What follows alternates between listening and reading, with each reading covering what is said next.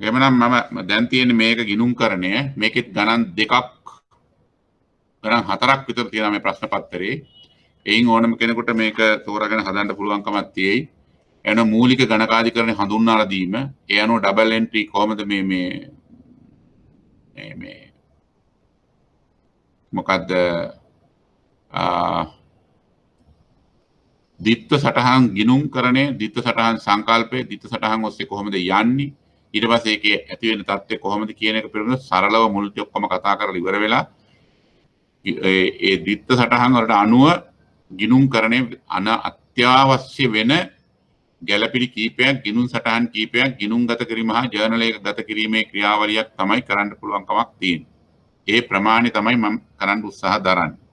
ඊට අමතරව අනුපාත විශ්ලේෂණය කියන කොටස තියෙනවා. ඒක අත්‍යවශ්‍ය වෙන කාරණාවක්. ඊට පස්සේ ආචාර ධර්ම සම්බන්ධයෙන් යම් ප්‍රමාණයක් තියෙනවා. ඔන්න ඔය කියන කරුණු ටික කාරණා ටික තමයි මම මේකේ කරන්න බලාපොරොත්තු වෙන්නේ. හැම කෙනාගේම අතට හම්බෙලා ඇති නේද මේ ලොකු හෑන්ඩ් අවුට් එකක්. අප්ලෝඩ් කරලා ඇතිනේ.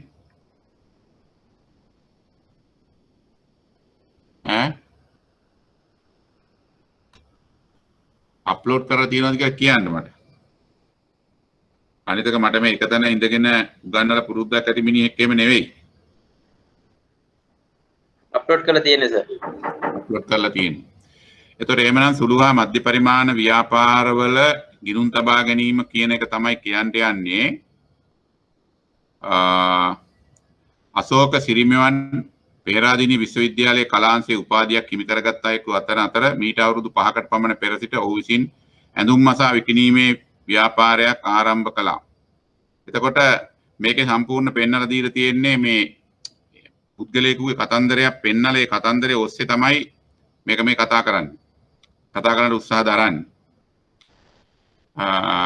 ඒකෙන් තේරුම් ගන්නට වෙනවා මට මේ කොයි විදිහටද පුද්ගලයෙකුට ගිණුම්කරණය කියන එක අත්‍යවශ්‍ය වෙන්නේ.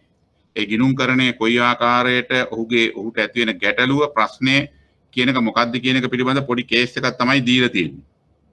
ඉතින් ඒක ඔස්සේ තමයි මම මේක කතා කරන්නේ. ඒතර ඕගොල්ලන්ට තියෙන්නේ ඒක සම්බන්ධයෙන් ගැටලුවක් ඇති වුණොත් ඒක මට කියන්න. එතකොට මේ කතාවේදී මම මුළු කතාවම කියන්න උත්සාහයක් දරන්නේ නැහැ. මේ කතාව මේ මම හදාපු කතාවක් දාලා තියෙන්නේ මට මේ කට්ටියට ප්‍රවේශ වෙන්න ඕන නිසා. ඒ වගේම මම ශ්‍රී ලංකා මහ බැංකුවේ පොතක් ලිව්වනේ සුළුහා මේ ව්‍යාපාරයක් ආරම්භමු කියලා පොතක්. අන්නේ ව්‍යාපාරයක් ආරම්භමු කියන පොතේ මේ ලිවීමේදී මම යොදාගත්තු ආරම්භක සැසියක් විදිහට තමයි මේක යොදලා තියෙන්නේ. ඉතින් ඒ නිසා මේක ඔක්කොම තියෙනවා. අදහසක් ගන්න පුළුවන්. මම කීප පොලක් විතරක් මේකේ කොයි ආකාරයට වෙනවද කියන එක පිළිබඳව පොඩි විස්තරයක් කරගෙන යන්නම්. අශෝක සිරිමෙවන් පේරාදෙණිය විශ්වවිද්‍යාලයේ කලාංශයෙන් උපාධියක් හිමි කරගත් අයෙකු වන අතර මීට අවුරුදු 5කට පමණ පෙර සිට ඔහු විසින් ඇඳුම් මසා විකිණීමේ ව්‍යාපාරයක් ආරම්භ කළා. පසුව ඔහු ඇඳුම් මසා විකිණීමට අමතරව නිමි ඇඳුම් තොග වශයෙන් ලබාගෙන සිල්ලරට විකිණීමේ ව්‍යාපාරයක් ආරම්භ කළ අතර එය අසිරි ටෙක්ස් නමින් පවත්වාගෙන යනවා. ඉරිදා දිනයක දහවල් සිරිමෙවන් තම නිවසේ තාප්පයට හේතු වී මහත් ඔය වගේ දේවල් තියෙනවා. මේකේ කියවන යනකොට උට තියෙයි සාප්පුවට බඩු ගේන හැටි, ඒවට සල්ලි ගෙවන හැටි, බදු දෙපාර්තමේන්තුවෙන් ලියුමක් ඇවිල්ලා අන්න එතන තමයි ඔය හිරවීමක් තියෙන්නේ. පළවෙනි පිටුවේ අවසානයේ තියෙන එකයි. බදු දෙපාර්තමේන්තුවෙන් ලියුමක් ඇවිල්ලා ඔක්කොම මූල්‍ය වාර්තා එවන්න කියලා තියෙනවා. මේවා මම දන්නේ නැහැ. මේක මහා කරදරයක්. මම හොඳ ව්‍යාපාර කරලා සේවක පඩිනට ගෙවලා කාටවත් කරදරයක් නැතුව ජීවත් වෙන කෙනෙක් වෙලත්නේ මේ ප්‍රශ්න. වරාවැව සිරි ඔය ලොකු ප්‍රශ්න නෙවෙයි. බොහොම සරල දෙයක් ඕක. ඒක සතියකින් විසඳා ගන්න පුළුවන් දේවල්. කොහොමද එමෙ සිද්ධ වෙන්නේ? කරන්න ඕන කාරණේ කියනවා සෑම ගනුදෙනුවක්ම පොතක ලියන්න. මුදල් ලැබීම්, ගෙවීම්, වැටුප් ගෙවීම්, බඩු තොග ගැනීම, විකුණුම්, වත්කම්, මිලට ගැනීම ආදී ඔයාගේ ව්‍යාපාරවල සෑම ගනුදෙනුවක්ම ලියන්න කියනවා. ඒවට කාලයක් කොහෙන්ද අහනවා. මම මේ ඔක්කොම කරන්න ඕන තනියමයි. ඒ ඔක්කොම තියෙන්නේ මගේ ඔළුවේ. අන්න ඔතන තමයි අපිට මේ තියෙන ගැටලුව තියෙන්නේ. ඒකට තියෙන කාලය. පොඩි ව්‍යාපාරයක් පටන් ගත්තත් සමෘද්ධි වෙන්න පුළුවන්. ඒ අර වෙනත් සුද්ධ සුළු හා මධ්‍ය පරිමාණ ව්‍යාපාරවල දකින්න තියෙන මූලික ගැටලුවක් වෙලා තියෙන්නේ කිසිම කෙනෙක් ගිණුම් තබා ගැනීමක් කරන්නේ නැහැ. ගිණුම් කියන එක පිළිබඳ අවබෝධයක් සාමාන්‍ය සරල ගිණුම්කරණයක් කරන්නට දැනුමක් නොතිබ්බත් ඔවුන්ට පුළුවන්කමක් නැති නෑ මේ නිකන්වත් වාර්තාව ලියන්න. ගත්තේ මොනවද? වික්කේ මොනවද? පඩි ගෙව්වේ කොහොමද? ලයිට් බිල් වතුර බිල් ගෙව්වද? අන්න ඒක පිළිබඳව යම්කිසි අවබෝධයක් ලබා දෙන්න පුළුවන්කමක් ඇති වෙලා නැහැ. අන්න එතන තමයි මේ ගැටලුව ඇති වෙලා තියෙන්නේ. ගිණුම් කරන මේ ප්‍රශ්න කියනවා මොනවද කියලා උද්ගත වෙලා තියෙන්නේ. අන්නේ උද්ගත වූ ගැටලු නිසා තමයි මේ ගිණුම් කරන්නේ මේ තරම් වැදගත් වෙලා තියෙන්නේ. ගිණුම් කරණයක් ගැන හිතන්න උවමනාවක් වෙලා තියෙන්නේ. ඒ නිසා ඔහුට උදව්වක් වශයෙන් කියනවා තමන්ගේ නෝනට පුළුවන් මේ වැඩේ කරගෙන යන්න. මේක බොහොම සරල වාර්තා. සරල දෙයක්. ඊළඟට මේ ඒ වාර්තාවේ කෙනෙකුට කියන්න ඕන දේ තමයි සුද්‍ර මූල්‍ය ආයතනයක් පොඩි කර්මාන්තයක් පොඩි ව්‍යාපාරයක් පටන් ගත්ත ඕනෑම කෙනෙකුට කියලා දෙන්න කියන්න තියෙන අවශ්‍යතාවය තමයි කරුණා කරලා තමන්ගේ ගත්ත දේ හැමදේම ලියලා තියන්න. තමන්ට තියෙන වාර්තාව වාර්තා කරන්න. වාර්තා පොතේ මේක ලියන්න. ඒ ලිව්වට පස්සේ පොඩි ළමයෙක් නෝනා බැරි නම් කවුරු හරි පුංචි දරුවෙක් හරි කමක් නැහැ මේ ගිණුම් තියාගනි. අනේ ගිණුම් තියා ගැනීම සඳහා ක්‍රමවේදයක් සකස් කරන්න කියන එක කීමේ වැදගත්කමක් තියෙනවා. ඒක තමයි ඉතා වැදගත් කාරණාවක් බවට පත් වෙන්නේ. මොකද එහෙම නොවුනොත් කිසිම දෙයක් කරේ මොනවද නොකලේ මොනවද කියන කියන්න බැරි වෙලා යනවා. අද තියෙන ලොකුම ප්‍රශ්නේ තමයි ව්‍යාපාර ගොඩක් වැටිලා තියෙනවා. ලෝකේ හැමතැනමත් ව්‍යාපාර වැටිලා තියෙනවා. ඒ වැටෙන්න එක හේතුවක් තමයි එකක් කලමනාකරණ දුර්වලකම. අපි කලමනාකරණ ගැන කතා කරද්දී කිව්වා ව්‍යාපාර සුද්‍ර විශේෂයෙන්ම සුද්‍ර ව්‍යාපාර. සුළු ව්‍යාපාර. මධ්‍ය පරිපාලන ව්‍යාපාර. මේවා මේගොල්ලෝ ව්‍යාපාරේ ගිණුම් පොත් තියාගන්නේ නැහැ. ඒක. අනිත් පැත්තෙන් මේගොල්ලෝ පුරුදු වෙන තවත් කාරණයක් තමයි ගිණුම් පොත් තියාගන්න තමතර ගිණුම් තියන්නේ. මේ වාර්තාම කියන්නේ මම ඉස්සෙල්ලා කිව්වේ ඒ කලමනාකරණ මේ වතෙන් වැදගත් වෙන කිසිම සිද්ධාන්තයක් අනුගමනය කරන්නේ නැහැ. ඒ නිසා එක පැත්තකින් වැහෙනවා. තව පැත්තකින් වැහෙනවා මේ ව්‍යාපාරේ කරගෙන යන්න බැරි වෙලා තත්ත්වයක් උද්ගත වෙලා තියෙනවා. තවත් පැත්තකින් ගිණුමක්. ගිණුම කියන එක මතක තියාගන්න ඔගොල්ලෝ යන හැම සුද්‍ර ව්‍යවසායකයෙකුගේම පටන් ගන්න තමන් කරන හැම ගනුදෙනුවක්ම ලියන්න කියන්නේ. හැබැයි ඒ ගනුදෙනු ව්‍යාපාරට අදාළව පමණයි. තමන්ගේ පවුලට කරපු වියදම්, ළමයින්ට ඉගෙන ගන්න වියදම්, කාම බියම ගාපුවා ඒවා වෙනම ලියා ගන්න කියන්නේ. ඒවා ව්‍යාපාරයට සම්බන්ධ නැහැ. ව්‍යාපාරය කියන්නේ පුද්ගලයා වගේම වෙනම තනි ඒකකයක්. නීත්‍යානුකූල ඒකකයක්. නෛතික පුද්ගල භාවයක් තියෙන තැනක්. ඒවා ඔක්කොම අද දවසේ මෙතනින් කතා වෙනවා. ඒක නිසා ඒවා පිළිබඳව තමයි මට උවමනාව තියෙන්නේ. මොකද ගිණුම් කරන කියන විෂයට අදාළව කට්ටිය ළඟ ඉන්නේ නැතුව. ඊළඟ මේක කරන කමාරු අර ඉස්කෝලේක වාගේ විශ්වවිද්‍යාලයක වාගේ දිගින් දිගට ඉගෙන ගන්න කණ්ඩායමක් නෙවෙයි ඔයගොල්ලෝ. ඔයාලන් කණ්ඩායම් තියෙන ක්‍රමේ තමයි ඔය කට්ටිය කරන්නේ නාකි කණ්ඩායමක්. ඇත්ත කිව්වොත් මං වගේම. නාකින්ඩු ගන්න එක ලේසි නෑ මේ වගේ වර්චුවල් වලින්. ඒක නිසා කිසියම් ප්‍රශ්නයක් ඇති වුණොත් මට කියන්න ෆෝන් එකෙන් කියන්න බැරි නම් එක දවසක් මෙහාට ගෙන්නලා හරි ඒ වැඩේ කරන්න පුළුවන්කමක් තියෙයි. ඒක නිසා මේ මම ඒක කියලා පටන් ගත්තේ මොකද එහෙම නැති වුණොත් එහෙම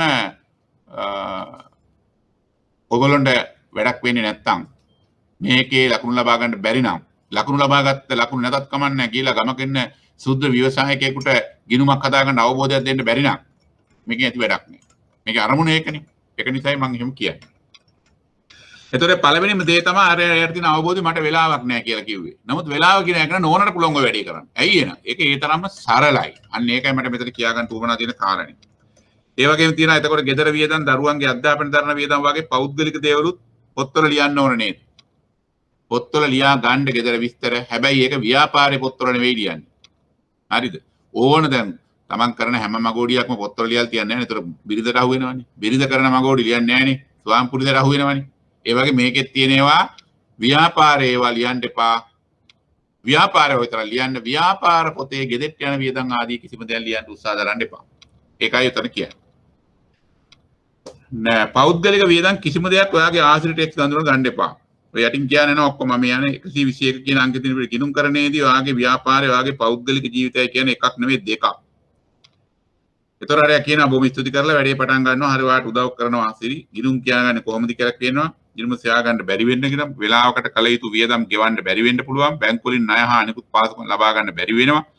ඒ කියන්නේ ගිණුම් ටික නැත්තම් පොත් ටික තියාගෙන ගන්න බැරි වුණොත් මෙන්න මේවා මිනිසුන්ට කියලා දෙන්න ඕන කාරණා. එයා කියනවා උදව් කරන්න කියලා ගිණුම් වාර්තා තබා ගැනීම අපි හරියටම කරන්න ඕන. ඕනම ව්‍යාපාරයක් නිවැරදිව කළේ නැත්නම් ව්‍යාපාරයේ ගමන් කරන දිශාව හොයාගන්න බෑ. හරිද? විලාවකට කල යුතු වියදම් ගෙවා ගන්න බැරි වෙනවා නියම වෙලාවට, නියම දිනේට. බැංකු වලින් ණය හා අනෙකුත් පාසුකම් ලබා ගන්න දුෂ්කරයි. ගිණුම් වාර්තා නැත්තම් ආදායම් බදු සේවක අර්ථසාධක කරමුදල් සේවක භාරකාර මුදල් වැනි දේවල් ගෙවන්න බෑ. ඔබේ ව්‍යාපාරයේ ලාභ පාඩු මැනගන්න බෑ. ලාභද පාඩුද කියලා දන්නේ නැහැ. ලංකාවේ පටන් ගන්න සුළු හා සුද්ධ මධ්‍යම ප්‍රමාණ ව්‍යාපාර වලින් 80% අවුරුදු 3කදී වැහිලා යනවා. දානවා අවුරුදු 3යි 4යි වැහිලා යනවා. 80ක් වැහෙනවා. හේතුව කළමනාකරණ ගිණුම් කරන ප්‍රශ්නමයි තමයි වැඩියෙන් තියෙන්නේ. ඊළඟ තමයි ඔබේ ව්‍යාපාරයේ ලාභ පාඩු තවත් බොහෝ දේ ඔබට මගහැරෙන්න පුළුවන් මේක ලියලා නැත්තම්. ඇත්තටම කිව්වොත් ගිණුම්කරණය කියන්නේ ඔයාගේ ව්‍යාපාරයේ පිළිබඳ තොරතුරු ගැන ගන්න තියෙන කැඩපතක්. අපිට අපේ මූණ බලා ගන්න පුළුවන් කණ්ණාඩියක් ඉස්සරහා පිටට ගියාම. හැබැයි ගිණුම්කරණේ ව්‍යාපාරයේ මූණ බලන ව්‍යාපාරයේ තත්ත්වය බලා ගන්න දෙයක් නැහැ. ඒකට තියෙන කැඩපත කණ්ණාඩිය තමයි මෙන්න මේ කියන ගිණුම්කරණ ගිණුම් වාර්තා අවසාන වාර්තා ටික හරියට පිළියෙට තියාගන්නවා කියන්නේ. ඒකයි ඒකේ තියෙන වැදගත්කම. ලොකු උදව්වක්. මීට පස්සේ හැම දෙයක්ම හරියට වාර්තා කරනවා. ගිණුම් පිළියෙල කරනවා. ලාභ පාඩු බලනවා. ඒ අයට කල යුතු ගෙවීම් වෙලාවට කරනවා. ඔයාගෙන් ලැබුණු උපදෙස් ටික හරියන වටිනවා. අන්න ඔය වගන්තියම සුද්ධ සුළු මධ්‍ය පරිමාණ ව්‍යවසායකයෙක් වාට කියන්න පුළුවන් කවදා හරි දවසක. එනු ඔයගොල්ලෝ තින් කල යුතු කාර්යයක් තමයි ඔය පෙන්වලා දීලා තියෙන්නේ. ඊළඟ එක තමයි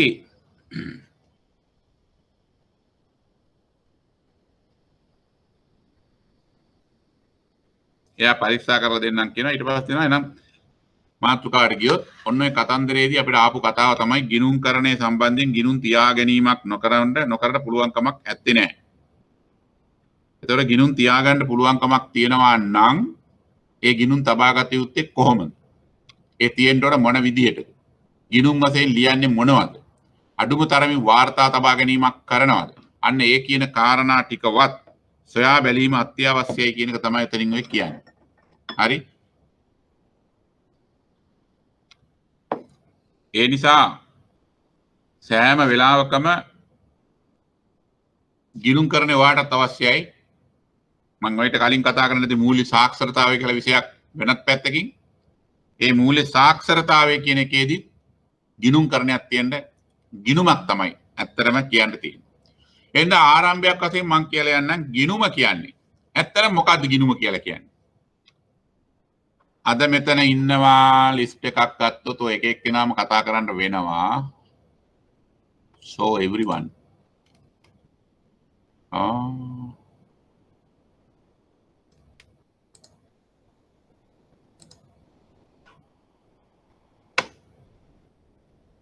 ආදායම හා වේදම් වාර්තා කරනු ලබන ප්‍රකාශනය. ආදායම හා වේදම් වාර්තා කරනු ලබන ප්‍රකාශනය. ආදායම් වියදම් කියලා කියන්නේ එක පැත්තක්ද දෙපැත්තක්ද? දෙපැත්ත. දෙපැත්ත. සාක්කු දෙකක් තියෙනවද කලිසමේ? තියෙනවා. තියෙනවා.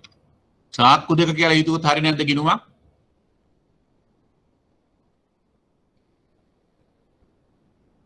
සාක්කු එක පැත්තකට ආදායම් අනිත් පැත්තට වියදම්. සල්ලි ආවට පැත්තේ වම් පැත්තේ සාක්කුවට දාගන්නවා. වියදම් කොට දකුණු පැත්ත සාක්කුවට දාගන්නවා. අන්න ඔය තමන්ගේ ඇඳගෙන ඉන්න කලිසමේ තියෙන සාක්කු දෙක වගේ එකක් තමයි ගිණුමක් කියලා කියන්නේ. ඒ නිසා ගිණුම කියන එකේ තරම් ලොකු දෙයක් විදිහට හිතන්න යන්න එපා. කිසිම කෙනෙක් ගිණුම්කරණය කියන එක ඉතා සරල විෂයක් කියන එක තමයි කියන්න තියෙන්නේ. මේක සරලව කරගෙන යන්න පුළුවන් කමක් තියෙනවා නම් කෙනෙකුට, මේක පිළිබඳ අවබෝධයක් තියෙනවා නම් කෙනෙකුට තමන්ගේ මාසේ ආදායම ආවට පස්සේ එක පැත්තක ලියා ගන්න. මෙච්චරයි මට මාසේ හම්බුනේ පඩිය රුපියල් 50000යි. වියදම් කරන ඒවා තියෙන්න පුළුවන්. කෑම බීම ආහාර වියදම්, ඔනවා තමයි වියදම්. දරුවන්ට අධ්‍යාපනයට දාන වියදම් තියෙනවා. ලයිට් බිල් ගෙවන්න ඕන, වතුර බිල් ගෙවන්න ඕන, කුලී ගෙදරක ඉන්නවා නම් කුලී ගෙවන්න ඕන. වරි පණන් තිබ්බොත් වරි පණන් ගෙවන්න වෙයි.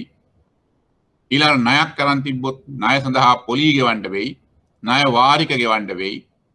බලන්න Tamanda තාක්කුවෙන් අරන් කරන දේවල් නෙවෙයි ව්‍යාපාරෙත් තියෙන්නේ. ওই ටිකමයි තියෙන්නේ.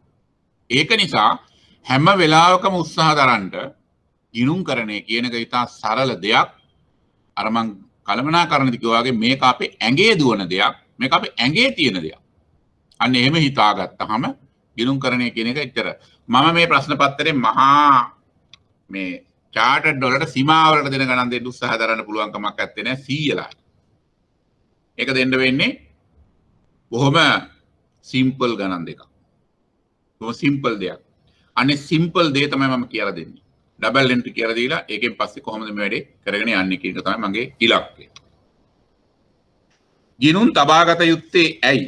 ඔබගේ ව්‍යාපාරය තුළ නිතිපතා සිදුවන විවිධ ගනුදෙනු සියල්ල වේලාවට සටහන් කර ගැනීම ඔබ කළ යුතු කාර්යයක් වන අතර ඒ ව්‍යාපාරයක ගිනුම් තැබීම ලෙස කෙටියෙන් හඳුන්වා දෙන්න පුළුවන්. එලෙස ගනුදෙනු සටහන් කර ගැනීමට උපකාර වන පරිදි සකස් කර ඇති ගිනුම් ලේඛන කට්ටලයක්ද තිබෙනවා.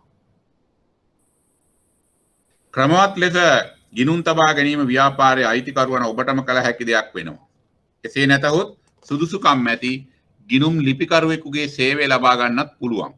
ව්‍යාපාරයක ගිනුම් නිවැරදිව පැහැදිලිව තබා ගැනීමෙන් ප්‍රයෝජන රැසක් ඔබට ලැබෙනවා.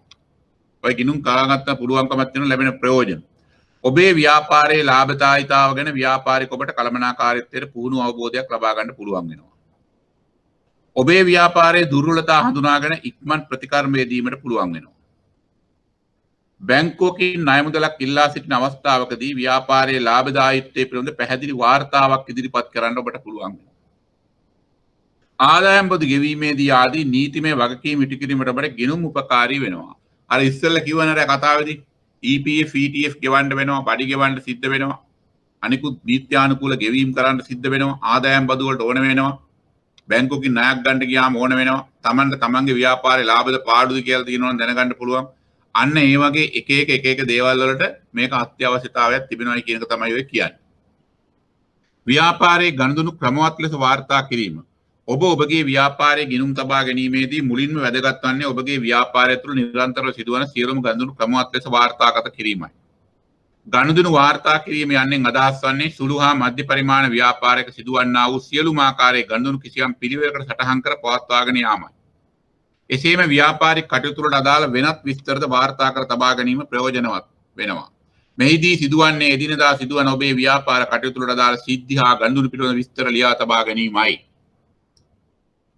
මෙලෙස කිසියම් පිළිවෙලකට සවිස්තරාත්මක ඔබ තබා ගන්නා ගනුදෙනු වාර්තා පදනම් කරගෙන ඔබ හෝ ඔබේ ගිණුම් ලිපිකරුවෙකු සකස් කරන යම් විශේෂණාත්මක තොරතුරු ප්‍රකාශ හා වාර්තා මූල්‍ය ප්‍රකාශන හෙවත් මූල්‍ය වාර්තා ලෙස හැඳින්වෙනවා. මූල්‍ය වාර්තා වලට වමනා වන සියලුම ගනුදෙනු හා සිද්ධි වලට අදාළ විස්තර ඇතුළත් සටහන් ලියා තැබීම ව්‍යාපාරික ඔබගේ වගකීමක්ද වෙනවා. ඔබ වැනි සුළු හා මධ්‍ය පරිමාණ ව්‍යාපාරිකයෙකුට තම ව්‍යාපාරයට අදාළ වන්නා වූ සියලුම ගනුදෙනු හා සිද්ධි විස්තරාත්මකව ලියා තබා ගැනීමෙන් හා ඒවා පදනම් කරගෙන ව්යාපාරයේ මූල්‍ය ප්‍රකාශන පිළියෙල කර ගැනීමෙන් ඉමහත් ප්‍රතිලාභ ලබා ගැනීමට පුළුවන්. ව්‍යාපාර ක්‍රියාකාරීත්වය සඳහා විවිධ සම්පත් අවශ්‍ය වෙනවා. මේ සම්පත් ව්‍යාපාරයේ හිමි ඔබගෙන් හෝ වෙනත් බාහිර පාර්ශවයන්ගෙන් සපයා ගැනීමට පුළුවන්. එම සම්පත් උපයෝගී කරගෙන තමයි ඔබ හා අනෙකුත් අය ව්‍යාපාරයක මෙහෙයුම් කටයුතු සිදු කරනු ලබන්නේ. එමෙන්ම ව්‍යාපාරයේ නොයෙකුත් සිදුවීම් වලට මුහුණ දීමට සිදු වෙනවා. ඒවා ව්‍යාපාරික ඔබ දැනුවත්ව හෝ නොදැනුවත්ව සිදුවීමට පුළුවන්. ව්‍යාපාරික මෙහෙයුම් කටයුතු පොදුවේ ගනුදෙනු ලෙස හඳුනා ගනු ලබනවා. මේ මෙහෙයුම් කටයුතු ඔබේ ව්‍යාපාරය සහ වෙනත් විවිධ පාර්ශ්ව අතර සිදුවන සම්පත් හුවමාරු කිරීමට අදාළ සිදුවීම් ලෙස සැලකීමට පුළුවන්. ව්‍යාපාරයට අවශ්‍ය සම්පත් ලබා ගන්න ආකාරය හා එම සම්පත් භාවිතා කර මෙහෙයුම් කටයුතු සිදු කිරීමේ ක්‍රියාවලිය තුලින් ගනුදෙනු තුලින් ගිණුම් කරන ඉතා වැදගත් මූලික සිද්ධාන්ත දෙකක් හඳුනාගෙන තිබෙනවා. ඔන්න ඔය කියන කාරණා ටික ඔක්කොම කියලා ඉවරනාන් පස්සේ මූලිකව ගිණුම් කරන්නේ හිතන කතා කරන සිද්ධාන්ත දෙකයි ඇත්තටම හඳුනා ගන්න පුළුවන් කමක් තියෙනවා. පළමුවෙන් ව්‍යාපාරයේ අයිතිකරුගෙන් වෙන් වූ ස්වාධීන ඒකකයක් අන්ඩර්ලයින් කරගන්න. නැත්නම් හයිලයිට් කරගන්න. ව්‍යාපාරයක් ඒකේ අයිතිකරුවා ව්‍යාපාරිකයෙක් කොපමණ සම්පත් යොදනු ලැබුවද ව්‍යාපාරයේ අයිතිකරුගෙන් වෙන් වූ ස්වාධීන ඒකකයක් වාණිජ නීතියට අනුවද ව්‍යාපාරයට වෙනම නීතිමය පදනමක් තියෙනවා. ව්‍යාපාරය කියන්නේ වෙනම නෛතික පුද්ගලයෙක් ඒක ගෙදර පුද්ගලයාගේ තමන් වගේම වෙනත් ආයතනයක් වෙනත් එකක් වෙනත් පුද්ගලයෙක් වෙනත් නීතිමය ඒකකයක් විදිහට සලකලා තමයි කටයුතු කරන්න පුළුවන්කමක් ලැබෙන්නේ. ඊළඟට දෙවැන්න ව්‍යාපාරයේ මගින් කරන සෑම ගනුදෙනුවක්ම ව්‍යාපාර ඒකකයට ඍජු බලපෑම් දෙකක් ඇති කරනවා. එම බලපෑම් දෙක නැතිනම් මේ ditth බලපෑම් පදනම් කර ගෙනුම් සටහන් තැබීමේ ditth සටහන් න්‍යාය ඩබල් එන්ට්‍රි සිස්ටම් එක. අන්න ඔහොම තමයි වෙන්නේ. සුළු හා මධ්‍ය පරිමාණ ව්‍යාපාරිකයන්ට දෙන උපදේශයක් තමයි කොටුව ඇතුලේ තියෙන්නේ. මොකද මේක ඒගොල්ලන්ට ලියාපු පොතක් මේක. ඒක නිසා එහෙම තියෙන්නේ. ඔබේ ව්‍යාපාරය සඳහා යොදා ගන්න ලබන විවිධ සම්පත් ඕනම තැනකදී ගිණුම්කරණය වෙන්න පුළුවන්, කළමනාකරණය වෙන්න පුළුවන්. ඒ විෂයන් කතා කරන අපිට කතා කරන සම්පත් ගැන කතා කරනවා. ඒ තියෙන සම්පත් තමයි යන්ත්‍ර සූත්‍ර, මෝටර රථ, ඉඩම්, ගොඩනැගිලි වැනි භෞතික සම්පත්. භෞතිකව තියෙන සම්පත්. ව්‍යාපාරිකයා යොදවන මුදල්, බැංකු වලින් ලබා ගන්නා ණය, වෙනත් මූල්‍ය ආයතන වලින් ලබාගත් ණය, වෙනත් පුද්ගලයන්ගෙන් ලබා ගන්නා මුදල් වැනි මූල්‍ය සම්පත්. භෞතික සම්පත් තියෙනවා, මූල්‍ය සම්පත්. ව්‍යාපාරයේ මෙහෙයුම් කටයුතු සිදු කරන ලබන කළමනාකරුවන්, සුපරීක්ෂකයන්, ලිපිකරුවන්, පුහුණු ශ්‍රමිකයන්, නුපුහුණු ශ්‍රමිකයන් වැනි මානව සම්පත්. භෞතික සම්පත් තියෙනවා, මූල්‍ය සම්පත් තියෙනවා, මානව සම්පත් තියෙනවා. විවිධ ආයතන වලින් පුද්ගලයන්ගෙන්, පර්යේෂකයන්ගෙන් සහ අන්තර්ජාල වැනි මූලාශ්‍රයන්ගෙන් සොයා ගනු ලබන තොරතුරු වැනි බුද්ධිමය සම්පත්. මෙන්න මේ කියන සම්පත් හතර ව්‍යාපාර ආයතනයක ගිණුම් කරන සලකා බලන්න වෙනවා. තවත් තියෙනවා මේ සියලුම සම්පත් ව්‍යාපාරයක වත්කම් යනුවෙන් හැඳින්වෙනවා. මේවායේ අයිතිය ව්‍යාපාරිකයා සතු වෙනවා. නමුත් ඒවා ව්‍යාපාරයේ සතු වත්කම් බව තේරුම් ගත යුතුයි. පුද්ගලයා සතු වත්කම් නෙවෙයි, ඒවා ව්‍යාපාරයේ සතු වත්කම්. ගෙවල් දොරවල් ඉඩකඩම් යන්ත්‍ර සූත්‍ර තියෙනවා නම් භෞතික සම්පත්. මුදල් මේ වශයෙන් තේන ගන්න ගනුදෙනු සිද්ධ වෙනවා නම් මුදල් මූල්‍ය සම්පත්. පුහුණු නුපුහුණු කළමනාකරුවෝ ඇතුළු ගණකාධිකාරවරු ඇතුළු කණ්ඩායමක් ඉන්නවා නම් ඒවා මානව සම්පත්. යම් යම් තොරතුරු පද්ධතියක් කරන ඒවායින් ප්‍රයෝජන ගන්නවා නම් ඒවා බුද්ධිමය සම්පත්. මේ හැම දෙයක්ම ව්‍යාපාරයක තියෙන්නේ, ව්‍යාපාරිකයට අයිති. හැබැයි වත්කම් ව්‍යාපාරයේ වත්කම් වශයෙන් හඳුන්වනවා. ඔන්න වත්කම්. ව්‍යාපාරයක සිදුවන ගනුදෙනු හරි වැදගත් එකක් ඔය කියන්නේ ව්‍යාපාර දින ගනුදෙනු බලන්න. ව්‍යාපාරයක් පවත්වාගෙන යාමේදී නොඑක ආකාරයේ සම්පත් හුවමාරු වීම හෙවත් ගනුදෙනු සිදු වෙනවා. උදාහරණයක් මුදල් ලැබීම. මුදල් ලැබෙන හැටි කියනවා බලන්න. විකුණු එම භාණ්ඩ සඳහා ව්‍යාපාරයේ මුදල් ලැබෙනවා. පාරිභෝගිකයන් ව්‍යාපාරයෙන් භාණ්ඩ මිලදී ගන්නවා. එතකොට මොකද වෙන්නේ? විකුණුම භාණ්ඩ සඳහා ව්‍යාපාරයට මුදල් ලැබෙනවා. ඒ කියන්නේ මුදල් ලැබීම. ගනුදෙනුවක් ව්‍යාපාරයේ. ඔබ බැංකුවෙන් ණයක් ලබා ගන්නවා. ඒ තුලින් ඔබගේ ව්‍යාපාරයට ආයෝජනය සඳහා මුදල් ලැබෙනවා. මුදල් ලැබෙනවා. ව්‍යාපාරයේ විසින් බැංකුවට ස්ථාවර තැන්පතුවක් පවත්වාගෙන යාම, ඒ සඳහා බැංකුවෙන් ව්‍යාපාරයට පොලි මුදල් ලැබෙනවා. අපි ස්ථාවර තැන්පතුවක් දැන්. මේ සියලුම ගනුදෙනු ඔබේ ව්‍යාපාරය තුළට මුදල් ගලා එනවා.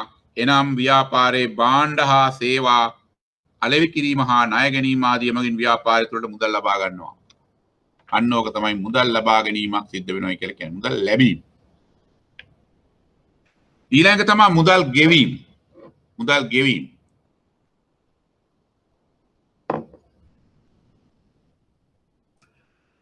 ඔබේ ව්‍යාපාරයේ භාණ්ඩ හා සේවා මිලට ගනී. දැන් ඉස්සෙල්ලා බලන්නකො ව්‍යාපාරයේ භාණ්ඩ පාරිභෝගිකයන් ව්‍යාපාරයෙන් භාණ්ඩ මිලදී ගත්තා. එතකොට පාරිභෝගික ව්‍යාපාරයට සල්ලි දුන්නා. ඒක ව්‍යාපාරයට සල්ලි ලැබුණා. දැන් පාරිභෝගිකයට භාණ්ඩ විකුණන්න නම් ව්‍යාපාරෙත් භාණ්ඩ කොහෙන් හරි ගන්න ඕන. ඒතකොට දැන් කියනවා ව්‍යාපාරය සඳහා භාණ්ඩ හා සේවා මිලට ගන්නවා. එතකොට ඒ භාණ්ඩ හා සේවා සඳහා ව්‍යාපාරය පිටස්තර යන මුදල් ගෙවීමක් කරන්න ඕන. මුදල් ගෙවීමක්. ව්‍යාපාරයේ දුරකථන, විදුලිය, ජලය ආදී ලබා ගන්නවා. ඒ සඳහා සැපයුම් ආයතන වලට ගෙවනවා. ව්‍යාපාරයේ සේවක පිරිසකින් සේවය ලබා ගන්නවා. වැටුප් අනිකුත් දීමනා විදිහට ගෙවනවා. ව්‍යාපාරය සඳහා බැංකුවෙන් ණයක් ලබා ගන්නවා. ණය වාරිකයි පොලියයි ගෙවනවා. ඔන්න ගෙවීම. ව්‍යාපාරයේ ගනුදෙනු දෙකයි. එකක් ලැබීම, අනික ගෙවීම. නොයෙකුත් අවසඳා ව්‍යාපාරයක් මෙලෙස මුදල් වියදම් කරනවා. මේ සියලු අවස්ථාවලදී ඔබගේ ව්‍යාපාරයෙන් මුදල් පිටතට ඇදී යාම සිදු වෙනවා. උදාහරණ ගනුදෙනුවක් නැල්ලු සමහර ඒවා. බලන්නකෝ. මුදල් ලැබෙනවා, මුදල් එළියට යනවා, සමහර ඒවා ගනුදෙනුවක් නැහැ. ඔබේ ව්‍යාපාරයෙන් බඩු තොගයක් සොරකම් කිරීම. ගනුදෙනුවක් සිද්ධ වෙලා නැහැ. ව්‍යාපාරයෙන් බඩු තොගයකට ජලය හෝ රසායනික ද්‍රව්‍ය මිශ්‍ර වීම. ගනුදෙනුවක් සිද්ධ වෙලා නැහැ. මුදල් එළියට ගිහිල්ලත් නැහැ, එළිය ඇවිල්ලත් නැහැ. ගින්නකින් ව්‍යාපාරයේ බඩු තොග විනාශ වෙනවා. ගනුදෙනුවක් සිදු නොවිලා. ගනුදෙනුවක් වෙන්න නම් මුදල් ඇතුළට එන්න ඕනේ, ඇතුළේ මුදල් යන්න ඕනේ. ඒකක්වත් සිද්ධ වෙන්නේ නැති ගනුදෙනුත් යන ව්‍යාපාරය ඇතුළේ වෙන්න පුළුවන්. බඩු ගෙනාව රසායන ද්‍රව්‍ය මිශ්‍ර වෙලා බඩු තොගයකට. ව්‍යාපාරයේ බඩු තොග හොරකම් කරලා. ගින්නකට අහු වෙලා. මොකද්ද ගනුදෙනුව? ගනුදෙනුවක් සිද්ධ වෙලා නැහැ. මෙම ගනුදෙනුවා විවිධ සිදුවීම් අතරින් ගිණුම් වාර්තාවල ඇතුළත් වන්නේ මොනවාද? මේදී මුදලින් මැනිය නොහැකි දේ පිළිබඳ වාර්තා තබා ගැනීමක් සිදුවන්නේ නැහැ. ඒ අනුව අප වාර්තා තබාගත යුත්තේ මුදලින් මැනිය හැකි ගනුදෙනු හා ව්‍යාපාරයට මුදල් මූල්‍ය බලපෑමක් ඇති ගනුදෙනු හෝ සිද්ධි පමණයි. ව්‍යාපාරයට මූල්‍යමය වශයෙන් බලපෑමක් වෙන දේවල් මොනවද කියන එක හඳුනා ගැනීම අත්‍යවශ්‍ය කාරණයක්. මේ ගනුදෙනු විවිධ සිදුවීම් අතරින් ගිණුම් වාර්තාවල ඇතුළත් වන්නේ මොනවද? මේදී මුදලින් මැනිය නොහැකි දේ පිළිබඳව වාර්තා තබා ගැනීමක් සිදු වෙන්නේ නැහැ. එහෙනම් මතක තියාගන්න ගිණුම්කරණයේදී වැදගත් වෙන්නේ මුදලින් මැනිය හැකි දේ පමණමයි ගනුදෙනු සදා සිද්ධ වෙන්නේ. ඒ නිසා අන්නතන ලියාගන්න අප වාර්තා තබාගත යුත්තේ මුදලින් මැනිය හැකි ගනුදෙනු හා ව්‍යාපාරට මූල්‍ය බලපෑමක් ඇති කරන ගනුදෙනු සිද්ධි පමණයි කියන එක හයිලයිට් කරගන්න. ඒක වැදගත්. ඊළඟ ව්‍යාපාරයක ගනුදෙනු වර්ගීකරණය. ව්‍යාපාරයක ගනුදෙනු වර්ගීකරණය. ගිණුම්කරණයේ පාසුව සඳහා අප ඊට සාකච්ඡා කරන ලද ගනුදෙනු හා සිද්ධීන් මූලික වශයෙන් අපට පහත පරිදි වර්ග කර දාගන්න පුළුවන්. අසාර්ථක වූ ව්‍යාපාරයේ පිරුණු සොයා බැලීමේදී පෙනී ගිය තවත් වැදගත් කරුණක් වූයේ බොහෝ සුළු හා මධ්‍ය පරිමාණ ව්‍යාපාරිකයින් තම පරිභෝජන කටයුතු හා ව්‍යාපාරික කටයුතු වෙන්ව හඳුනා ගැනීමට අසමත්ව ඇති බවයි. මම ඉස්සෙල්ලා කිව්වනේ ව්‍යාපාරය වෙනයි තමන්ගේ පුද්ගලික දේවල් වෙනම ගන්න කියලා. එහෙම නැත්නම් තමුන් අසමත්. තවද ව්‍යාපාරයේ ගනුදෙනු පිළිබඳව කිසිදු සටහනක් තබා නොමැති බවයි. ව්‍යාපාරයේ ගනුදෙනු වල මොකක්වත් සටහනක් තියාගෙන නැහැ. එබැවින් ඔබ හා ඔබේ ව්‍යාපාර දෙදෙනෙකු බව පැහැදිලිව සිතේ තබාගෙන ගිණුම් වාර්තා තබාගත යුතුයි. ආන්නේ ටිකටත් හයිලයිට් කරගන්න. ඊළඟ ගනුදෙනු වර්ගීකරණය කරලා තියෙනවා මෙතන.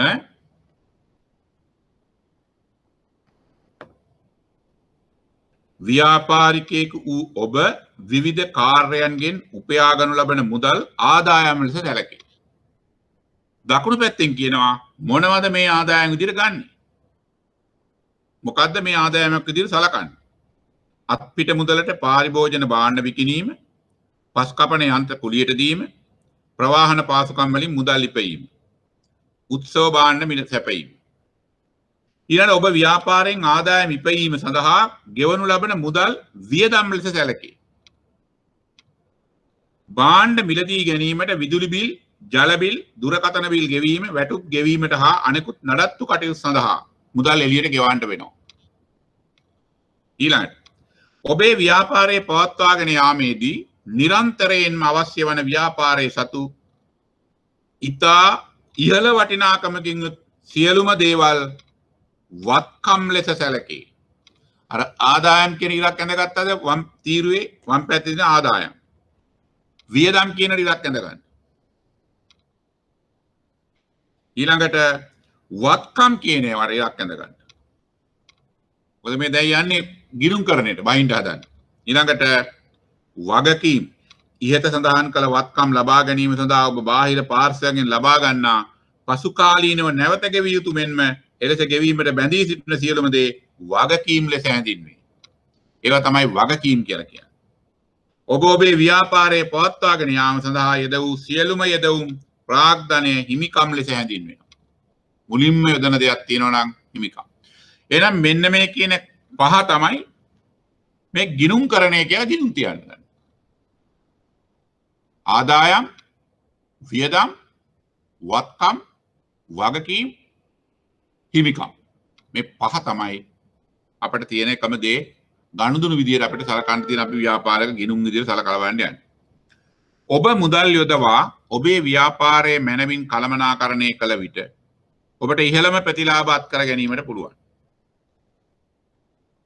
ඔබේ ව්‍යාපාරයේ සම්පත් පෞද්ගලිකව පරිභෝජනය කළහොත් ඔබට ව්‍යාපාරයෙන් ලැබිය හැකි ප්‍රතිලාභ අඩු වෙනවා. මොකද ඔයා භාණ්ඩ හරි සල්ලි හරි තමන්ගේ ව්‍යාපාරයක් නම් ඒ ව්‍යාපාරය කරලා ලාභ බෙදා ගන්න පුළුවන් නැත්නම් එයා පඩියක් ගන්න. හිතන්න අතරමඟදී විකුණන්න තියෙන බඩු ප්‍රමාණයක් මම පරිභෝජනය කරනවායි කියලා. එහෙම වුණොත් මොකද වෙන්නේ? පඩිය ගන්න ගියත් ප්‍රශ්නයක්. මොකද පඩි ගෙවා ගන්න ලාභ නැති වෙන්න පුළුවන්. ඒ වගේම අපි සල්ලි කලින් අරන් තියෙනවා නම් අපි බඩු කලින් අරන් ගිහලා පරිභෝජනය කරලා තියෙනවා නම් ඒකෙන් ලාභ අඩු වෙනවා. ව්‍යාපාරේ ලාභ විශාල වශයෙන් අඩු වෙන්නත් පුළුවන්. ඒක නිසා මේකට අලුත් වචනයක් කියනවා මේ ලාභ පාඩු වලින් හෝ පඩි නොගෙන වෙන දෙයක් ගන්නවට අපි අලුත් වචනයක් තියෙනවා ගිණුම්කරණේ. ඒක තමයි එබැවින් පෞද්ගලික පරිභෝජනය සඳහා ලබා ගන්නා මුදල් හා භාණ්ඩ වෙනම වාර්තා කර තබාගත යුතු අතර ඔබේ ව්‍යාපාරයේ ගිණුම් වලටද බල අතුලත් කරයි. එලෙස පෞද්ගලිකව පරිභෝජනයට ගන්නා මුදල් ගැනිලි ඉරක් ඇඳ ගන්න මුදල් ගැනිලි ලෙසද භාණ්ඩ ගැනිලි ලෙසද ගැලපීම් කිරීම තුළින් ඔබගේ ව්‍යාපාරයේ කටයුතු නිවැරදිව පවත්වා ගැනීමට පුළුවන්. මේ තුළින්ද ගිණුම්කරණයේ දී ඔබේ ව්‍යාපාරය වෙනම ඒකකයක් ලෙස දක්වන්න පුළුවන්. වරින් වර ව්‍යාපාරයේ මුදල් හෝ භාණ්ඩ ඔබේ පෞද්ගලික පරිභෝජනයට ගන්නවාට වඩා ඔබත් ව්‍යාපාරයේ සේවකයෙකු ලෙස ව්‍යාපාරයෙන් වැටුපක් ලබා ගන්නවා නම් වඩාත් සුදුසුයි. එවිට ව්‍යාපාරිකයා පෞද්ගලික කටයුතු වලට වියදම් කරන්නේ තමන්ට ලැබෙන වැටුපට අනුවයි. ව්‍යාපාරයේ සතු මුදල් නාස්ති වන්නේ නැහැ. ඒතර ව්‍යාපාරයේ මුදල් නාස්ති වෙන්න යන්නේ නැහැ. ව්‍යාපාරයේ දිනෙන් දින දියුණු වෙනවා. මේ ගැන හිතලා බලලා තමයි කියන්න කටයුතු කරන්න කියලා කියන්නේ. මේක බොහොම සරල නෝට් එකක්. බොහොම සරලව හදලා තියෙනවා. මේක තේරුම් ගන්න පුළුවන් ප්‍රශ්නයක් තියෙනවා නම් අහන්නත් ඕනම කෙනෙකුට අවස්ථාවක් තියෙනවා. මට මේකේ මට ලොග් වෙලා ඉන්න කට්ටියගේ නම් ලිස්ට් එක මට එතනින් ගන්න බෑ. එකපාරම මොකක් පොඩි මිස්ටේක් එකක් වුණා. ඒක නිසා මට කරගන්න විදියක් නැහැ. නැත්තම් මම මේ එකිනෙකාට කතා කරනවා. all muted.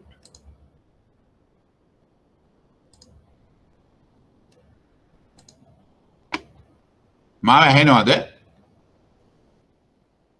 හෙලෝ මාව ඇහෙනවද? ඇහෙනවා සර්. කවුද යන්නේ? ඔයා හිරාන්ද? මුදිත. උදිත. ඔයා කලින් දවස් කතා කරා නේද? ඔව් සර්. මොකේද වැඩ කරනවා කිය සනසේද? කමර්ෂල් බැංකුවේ. Commercial bank.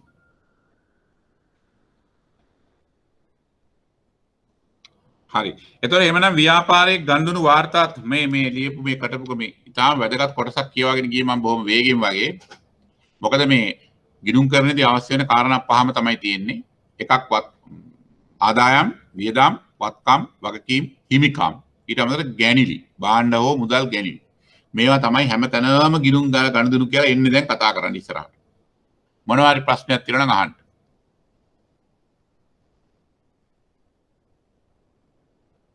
මොනවා හරි ප්‍රශ්නයක් තියෙනවා නම් අහන්න.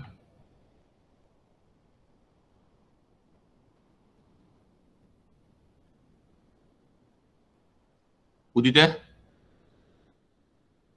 සර් මොනවා හරි ප්‍රශ්නයක් තියෙනවා නම් අහන්න කියලා කිව්වේ මේ කියපු ඒ වගේ. දැනට නෑ සර්. ඔය අනිත් අය කතා කරන්නේ නැති අය ඔයවත් කතා කරලා කියන්න බලන්න පුළුවන්ද කියලා කතා කරලා මොනවා හරි ප්‍රශ්නයක් තියෙනවා නම් පැහැදිලි සර් කියපු ටික. කවුද? ඔයා කවුද? බටකොඩ. බටකොඩ? ඔව්. ඔයා මොකේද වැඩ කරන්නේ? ඒත් කමර්ෂල් බැංකුවේ. Commercial bank. වෙන කවුද ඉන්නේ? 15ක් දැනට ඉන්නවා. ඈ? හෙලෝ?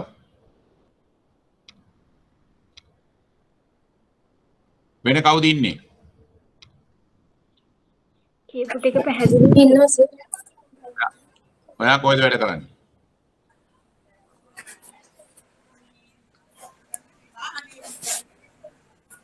ඈ? ඔයා කොහෙද වැඩ කරන්නේ? කොහොම හරි කමන්න පැහැදිලි නම් ඒක බලලා ලකුණු කරගන්න මම ඔය කියපුවා දැන්න සමහර විට මේ සැරේ ප්‍රශ්න පත්‍රය ටිකක් ඉතින් අර මේ ගැටලුවක් තියෙනවානේ මේ ගණන් දීමේ ගැටලුවක් ඇති වුණොත් මේ ලියනේවෙන් තමයි මට දෙන්න වෙන්නේ අවසානයේ ඔක්කොම ප්‍රශ්න පත්‍රේ. එහෙනම් ඒවට ටිකක් බලන්න. ඊළඟ එක තමයි ව්‍යාපාරය ගණ්ඩුණු වාර්තා තබාගත යුත්තේ ඇයි? අනාගත සැලසුම් සැකසීම සඳහා මෙම වාර්තා උපයෝගී වේ. දෛනිකව සිදු වෙළඳාම් පිළිබඳව තොරතුරු ලබා ගැනීමට. ඊළඟට දවස් අවසානයේ මම ඒවා කියවන්නේ නැහැ. ඒවා බලන්න ඒවා ඔයගොල්ලන්ට ප්‍රයෝජනවත් විදිහට කියවගෙන යන්න පුළුවන්කමක් ලැබෙයි. ඒ කාරණා ගොඩක් තියෙනවා.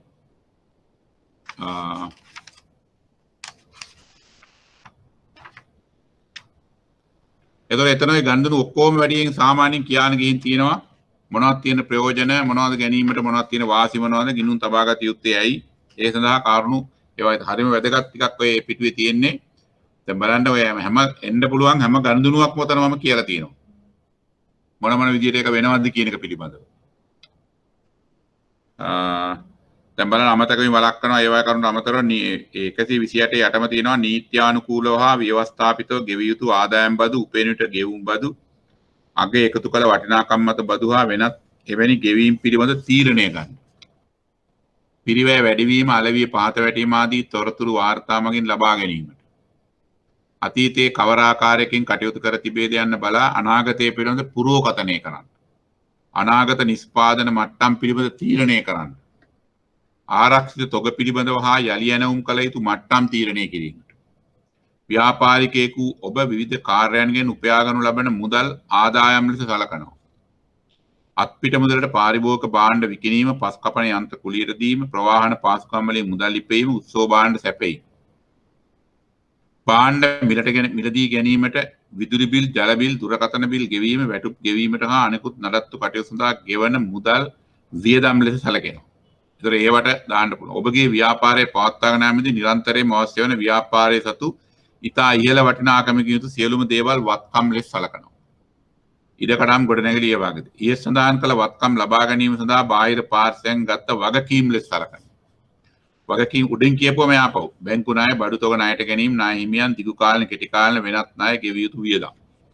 ඔබේ ව්‍යාපාරය පවත්වාගෙන යාම සඳහා යෙද වූ සියලුම යෙදවුම් ප්‍රාග්ධන හිමිකම් ලෙස හැඳින්වෙනවා. මේදී ඔබ සහ ඔබේ ව්‍යාපාරය යනු දෙන්නේ. නැවත කියනවා. යෙදූ මූලික මුදල ප්‍රාග්ධනය. අන්න ව්‍යාපාරයක මුලින්ම යොදන මුදල යම් කිසි පුද්ගලයෙක්. ඒකට කියන ප්‍රාග්ධනය, කැපිටල්, හිමිකම්. වෙනත් යෙදවුම් නොබෙදූ ලාභ, ලාභාංශ මෙන්න මේ ඔක්කොම ප්‍රාග්ධනය එහෙම නැත්නම් හිමිකම් වශයෙන් වැටෙනවා.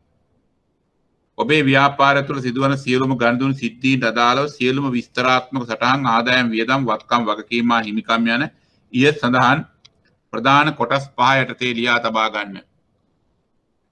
ඔබේ ව්‍යාපාරයේ ගනුදෙනු නිවැරදිව හඳුනා ගැනීමෙන් මෙම කොටස් යටතේ වාර්තා තබා ගැනීම පිළිගත් ව්‍යාපාරික වාර්තා කිරීමේ වාර්තා තබා ගැනීමේ ක්‍රමය ලෙස සැලකෙනවා. මෙම කරුණු මත මූලික ගිණුම් කරන සිද්ධාන්ත සියල්ලම ගොඩනැගී තිබෙනවා. එතකොට මෙන්න මේ කාරුණු කාරණා ඉතා වැදගත් ගිණුම්කරණයේදී මේ ඔය කියන ටිකම තමයි. කොහේ ගිහිල්ලා බලවත් ගණ්ඩුන සිදුවේ ඔය ටික තමයි. හැම වෙලාවම. මුදල් ලැබෙනවද? මුදල් ගෙවනවද? වත්කමක්ද? වගකීමක්ද? හිමිකමක්ද? ගැනිල්ලක්. මේ කියන කාරණා ටික තමයි යන්නේ. ගිණුම්කරණය කියන්නේ ක්‍රියාවලියක් කියා මතක තියාගන්න. එම ක්‍රියාවලිය නම් එක තොරතුරු රැස් කරන්න ඕන. අර මම කිව්වේ හැම තොරතුරම ලියලා තියෙනවා. තොරතුරු රැස් කරනවා. දෙක තමයි වාර්තා කරන්න ඕන. වාර්තා කරන ලියලා තියෙනවා. මූලික පොත් කියලා જાතියක් තියෙනවා. උපයෝගී පොත් කියනවා. අපිට ජර්නල් කියනවා. දෛනික පොත් කියලා හඳුන්වන මූලික වශයෙන් මෙන්න මේ පොත්වල මේවා වාර්තා කරන්න. ලියලා හරි ගන්න. ඊළඟ වර්ග කරන්න. මම මොන ගිණුම් වලට වේදාන කියලා යන්න වර්ග කරන්න. වත්කම්ද, වගකීම්ද, මුදල් ලැබීම්ද, ගෙවීම්ද, හිමිකම්ද, ගැනිලිද. ඒ විදිහට දාගන්න. සාරාංශ කරනවා.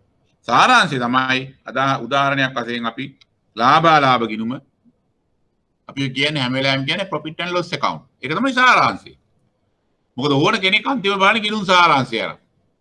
ඒ ගිණුම් සාරාංශයෙන් බැස කියලා පස්සේ බලනවා මේක කොහොමද වර්ග කරලා තියෙන්නේ. ඒ වර්ග කරාට පස්සේ බලනවා මේක හරියට වාර්තා කරලා කොහෙන්ද ගත්තේ මේ වාර්තා. ඒ තොරතුරු මොනවද? එහෙමනේ විගණකයේ අනිත් පැත්තට යනවා ගණකාධිකාරියගේ අනිත් පැත්තට අපි යනවා A to Z. ඇයි? එයා තමයි පටන් ගන්න ගඳුණු පටන් ගත්තන අවසානය යනවා. කොළ වාර්තා ගිල කොහොම කරලා ඉවරනාන් පස්සේ සාරාංශ කරලා දෙනවා. සාරාංශය නම් විගණකයා ඒක අනිත් පැත්තට අරන් යනවා. වැරදි හොයන එක. එහෙමනේ කරන්න පුළුවන් වෙන්නේ. ඊළඟ විශ්ලේෂණය කිරීම හා විවරණය ඒවා ගිණුම් වාර්තා දුන්නාන් පස්සේ තමයි ඒක විශ්ලේෂණය කරන්න පුළුවන් වෙන්නේ. ඒක විවරණයක් කරන්න පුළුවන්කමක් තියෙන්නේ. මොනවද මේකේ තියෙන්නේ කියලා කියන්න පුළුවන්කම තියෙන්නේ. ඊළඟ පියවරේ. අවසානයේ නිවැරදිව වාර්තා හරියට ගත්තට පස්සේ සාරාංශය විග්‍රහ කරලා විශ්ලේෂණය කරලා විවරණය කරලා ඉවර වෙලා තොරතුරු sannivedanaya කරනවා. sannivedanaya තමයි බොහෝ විටදීව වැදගත්කමක් ඇති වෙන මේකේ ලාභද පාඩුද මොනවද වෙන්නේ කියන එක පිළිබඳ තියෙනවා. ඊළඟට ඒ ක්‍රියාවලිය තමයි මම ඔය ප්‍රස්තාරයක් වගේ පල්ලෙහාට දීලා තියෙන්නේ. ගැලීම් සටහනක් වගේ. ඔබේ ව්‍යාපාරයේ පිළිබඳ උනන්දුවක් දක්වන පාර්ශ්ව පිළිබඳ ඉහතින් සඳහන් කළා. මේ ඔබේ ව්‍යාපාරයේ පිළිබඳ උනන්දුවක් දක්වන පාර්ශ්ව කවුද කියා ඔබ දන්නවා? අපි හදන අපි තොරතුරු රැස් කරලා ඒවා වාර්තා කරලා ඒවා විග්‍රහ කරලා ඒවා සාරාංශ කරලා ඒක විශ්ලේෂණය කරලා ඒක විවරණය කරලා ඒක sannivedanaya කරාට පස්සේ ඒ තොරතුරු ලබා ගන්නේ කවුද? මේ තොරතුරු වැදගත් වෙන්නේ කාටද?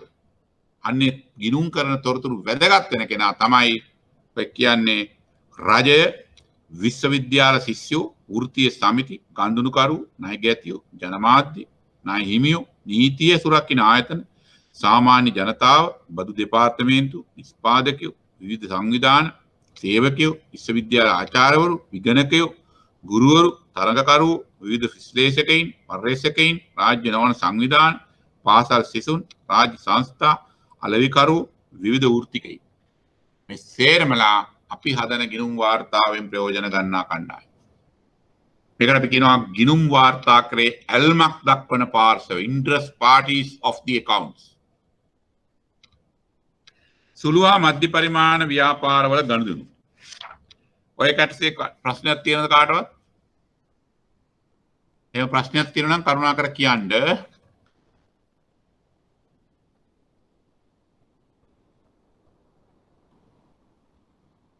මට නම් ප්‍රශ්නයක් තියෙනවා ඔයගොල්ලොත් එක්ක.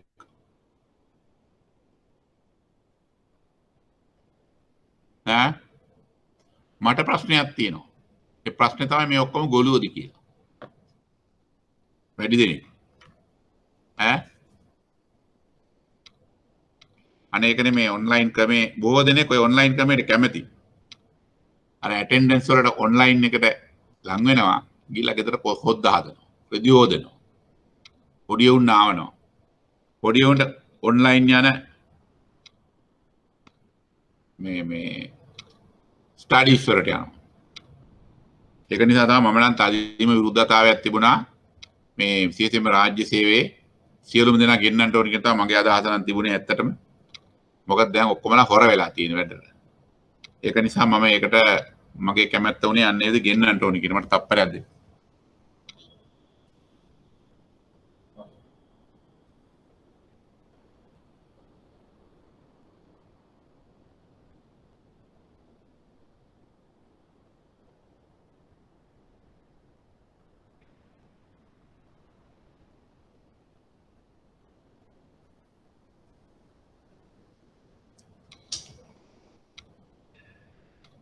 කියන්න මොනවාරි ප්‍රශ්නයක් තියෙනවා නම් එඳ අර ඔන්ලයින් ක්‍රමයට ගියා යාම මුදෙනෙක් විනෝදාංශයක් කරගත්තා.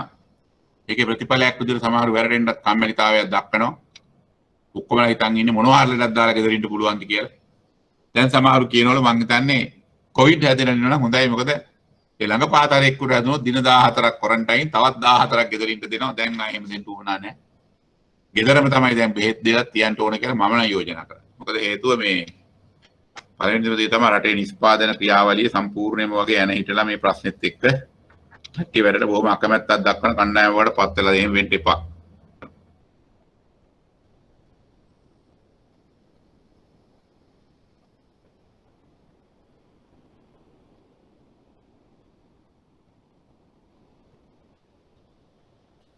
ඊළඟ සුළු හා මධ්‍ය පරිමාණ ව්‍යාපාර ගනුදෙනු කියන එක එතන කියලා තියෙනවා ඔන්න ව්‍යාපාරයක් ආරම්භ කර පවත්වාගෙන යාමේදී නොඑක ආකාරයේ ගනුදෙනු සිදුවන බව දන්නවා. ආරම්භ කරන අවස්ථාවේදී මෙන්ම එම ව්‍යාපාරයේ දිගින් දිගටම පවත්වාගෙන යාමේදී මෙලෙස විවිධාකාර වූ ගනුදෙනු සිදු කිරීම ව්‍යාපාර කළමනාකරුවන්ට සිදු වෙනවා. ඒ අනුව සුළු හා මධ්‍ය පරිමාණ ව්‍යාපාරයක පොදුවේ සිදුවිය හැකි ගනුදෙනු කීපයක් උදාහරණයක් ලෙස පහත දැක්වෙන පරිදි සාරාංශ කර දැක්වීමට පුළුවන්. මෙන්න මේ ගනුදෙනු ටිකම තමයි ප්‍රශ්න පත්‍රයේ එන්නත් පුළුවන්. කිසියම් මුදලක් යොදවා ව්‍යාපාරයක් ආරම්භ කිරීම. මම කියවනේ ප්‍රාග්ධන යොදනවායි කියලා. බැංකුවෙන් ණය මුදලක් ගන්නවා. ව්‍යාපාරයට මුදල් එනවා. බැංකුවට වගකීමක් ඇති වෙනවා. ආයතනෙට. බඩු තොග අත්පිට මුදලට මිලදී ගන්නවා. සල්ලි එළියට යනවා බඩු ඇතුළට එනවා. මං කිව්වේ අරගෙන සාක්කු දෙකෙන් එක සාක්කු සල්ලි එළියට දැම්ම ආයෙ වෙන තැනකට බඩු එනවා. බඩු තොග ණයට මිලදී ගන්නවා. ණය ගැතිය ඇති වෙන. ඒතකොට ණය හිමියෝ ණය ගැතියන්ගේ සම්බන්ධතාවය. දැන් යම්බම් වචන එකතු කර ගන්න වෙනවා වාග්මාලාවට. බඩු තොගේම කොටසක් අත්පිට විකිණීම. බඩු තොගේම කොටසක් ණයට විකිණීම. ලද ආදායම් වලින් කොටසක් බැංකුවේ තැන්පත් කිරීම. ව්‍යාපාරයේ සඳහා දුරකථන ගාස්තු, විදුලි ගාස්තු, ජල ගාස්තු, වරිපණන්, ගෙවල් කුලී ආදී ගෙවීම. බැංකු ණයෙන් කොටසක් ගෙවා දැමීම. අනිත් පැත්තේ තව ලොකු ගනුදෙනු ගාණක් තියෙනවා බලන්න. ණය සඳහා වන පොලිය ගෙවන්න වෙනවා. ව්‍යාපාරයට බදු කුලී, ගෙවල් කුලී වැනි ආදායම් ලබා ගන්න. අබලි ද්‍රව්‍ය විකුණ ආදායමක් ලැබීම. ලිපි ද්‍රව්‍ය සඳහා වියදම් කිරීම. ප්‍රවාහන කටයුතු සඳහා වියදම් කිරීම. බැංකුවේ තැන්පත් කළ මුදල් වලින් කොටසක් ආපසු ලබා ගැනීම. ව්‍යාපාරිකයා පෞද්ගලික ප්‍රයෝජන සඳහා ව්‍යාපාරයෙන් බඩු තොගයක් ගැනීම. ව්‍යාපාරිකයා පෞද්ගලික ප්‍රයෝජන සඳහා ව්‍යාපාරයෙන් මුදල් ලබා ගැනීම. ව්‍යාපාරයේ ප්‍රයෝජන සඳහා වාහනයක්, යන්ත්‍රයක්, යන්ත්‍ර සූත්‍ර මිලට ගැනීම. සේවකයන්ට වැටුප්, සේවක අර්ථසාධක කර මුදල්, සේවක භාරකාර මුදල්, පාරිතෝෂික මුදල්, ප්‍රසාද දීමනා, වෙනත් දීමනා ලබා දීම. ව්‍යාපාරයේ කිසියම් ආයතනයක පරිත්‍යාගයක් කිරීම. ආදායම් බදු ඇතුළු වෙනත් ව්‍යවස්ථාපිත ගෙවීම් සිදු කිරීම. ව්‍යාපාරයට කිසියම් පරිත්‍යාගයක් හෝ වෙනත් ආදායමක් ලැබීම. මෙවැනි නොඑක් ආකාරයේ ගනුදෙනු රැසක් ඒ ව්‍යාපාර ස්වභාවයන් සිදුවන අතර සුළු හා මධ්‍ය පරිමාණ ව්‍යවසායකයෙකු වශයෙන් ඔබගේ ව්‍යාපාරයේ සිදුවන මෙවැනි ගනුදෙනු පිළිබඳ විමසිලිමත්ව කටයුතු කළ යුතුයි. මේ ගනුදෙනු ඔබගේ ව්‍යාපාරයට ගැළපෙන මූල්‍ය ප්‍රකාශන කට්ටලයකට ඇතුළත් කර ගැනීමට පුළුවන්. එවිට ඔබට ඔබගේ ව්‍යාපාරයේ සැබෑ තත්ත්වය පිළිබඳ ඉතා පැහැදිලි අවබෝධයක් ලබා ගැනීමට අවස්ථාව ලැබෙනවා. ඔන්න ඔය ටික තමයි ව්‍යාපාරයක ගනුදෙනුවක් වශයෙන් හඳුන්වා ගැනීමක් කරන්න පුළුවන්කමක් තියෙන්නේ. හරි? ඔය වගේ ගනුදෙනු හැර වෙන කිසිම ගනුදෙනුවක් ව්‍යාපාරය තුළ එන්න පුළුවන්කමක් නැත්තේ. ඒ ටික තමයි ඉන්නේ වෙන දෙයක් ඉන්නේ නැහැ. ඒක තමයි හැටි.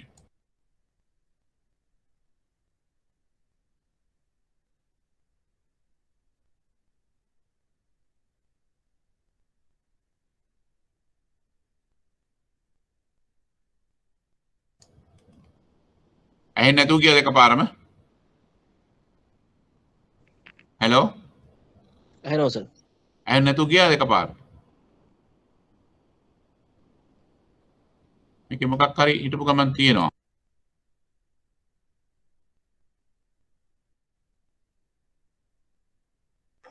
දැන් ඇහෙන්නේ නැහැ සර්.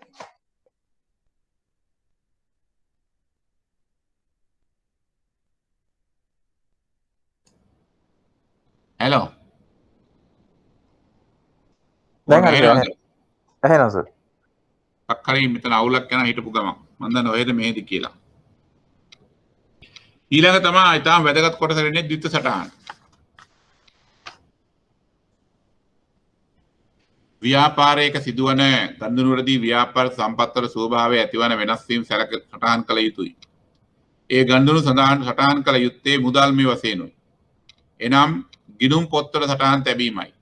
ගිණුම්කරණයේදී අදාළ ගනුදෙනු සටහන් කරනු ලබන්නේ ද්විත්ව සටහන් මූල ධර්මයේ පදනම් කරගෙනයි. මුදලින් මැන දැක්විය හැකි සෑම ව්‍යාපාරික ගනුදෙනුවක්ම ක්‍රියාකාරීත්වය අනුව ද්විත්ව ස්වරූපයක් ගන්නවා. හැම ගනුදෙනුවක්ම ද්විත්ව ස්වරූපයක් ගන්නවා. එනම් සෑම ගනුදෙනුවක්ම ගිණුම් දෙකක එකවර සටහන් වෙනවා. අන්න ඒකයි ද්විත්ව සටහන් කියන්නේ. මෙම ද්විත්ව සටහන් ස්වරූපයේ ගිණුම්කරණයේදී හර හා බැර ඩෙබිට් සහ ක්‍රෙඩිට් වශයෙන් හඳුනා ගන්නවා. බැර හා හර වශයෙන්. ඒ අනුව ද්විත්ව සටහන් මූලධර්මයේ යනු එක් ගිණුමක හර වටිනාකමට සමානව තවත් ගිණුමක බැර වටිනාකම ඇති කෙරෙන පරිදි ව්‍යාපාරයක සිදුවන සියලුම ගනුදෙනු ගිණුම් දෙකක එකවර සටහන් කරන පරිදි ගිණුම් තැබීමේ ක්‍රමයයි. ගිණුම් එකවර දෙකක දෙපැත්තක සටහන් කරනවා කියලා තමයි කියන්නේ. ඒක හයිලයිට් කරගන්න. ඒ අනුව ඕනෑම ව්‍යාපාරයක සිදුවන ගනුදෙනු වල ද්විත්ව බලපෑම පිළිබඳව ව්‍යාපාර ගිණුම්කරණයේදී යෙදෙන පුද්ගලයන් විසින් මනවින් අවබෝධ කරගෙන සිටිය යුතුයි. ඉන්පසු ගනුදෙනු පිළිබඳව තබාගෙන ඇති වාර්තා අනුව නිවැරදි ලෙස ද්විත්ව සටහන් ගිණුම් වලට ඇතුළත් කර යුතුයි. ඔබද ඔබේ ව්‍යාපාරයේ තුල සිදුවන ගනුදෙනු වලදී මේ පිළිබඳව අවධානය යොමු කළ යුතු වෙනවා.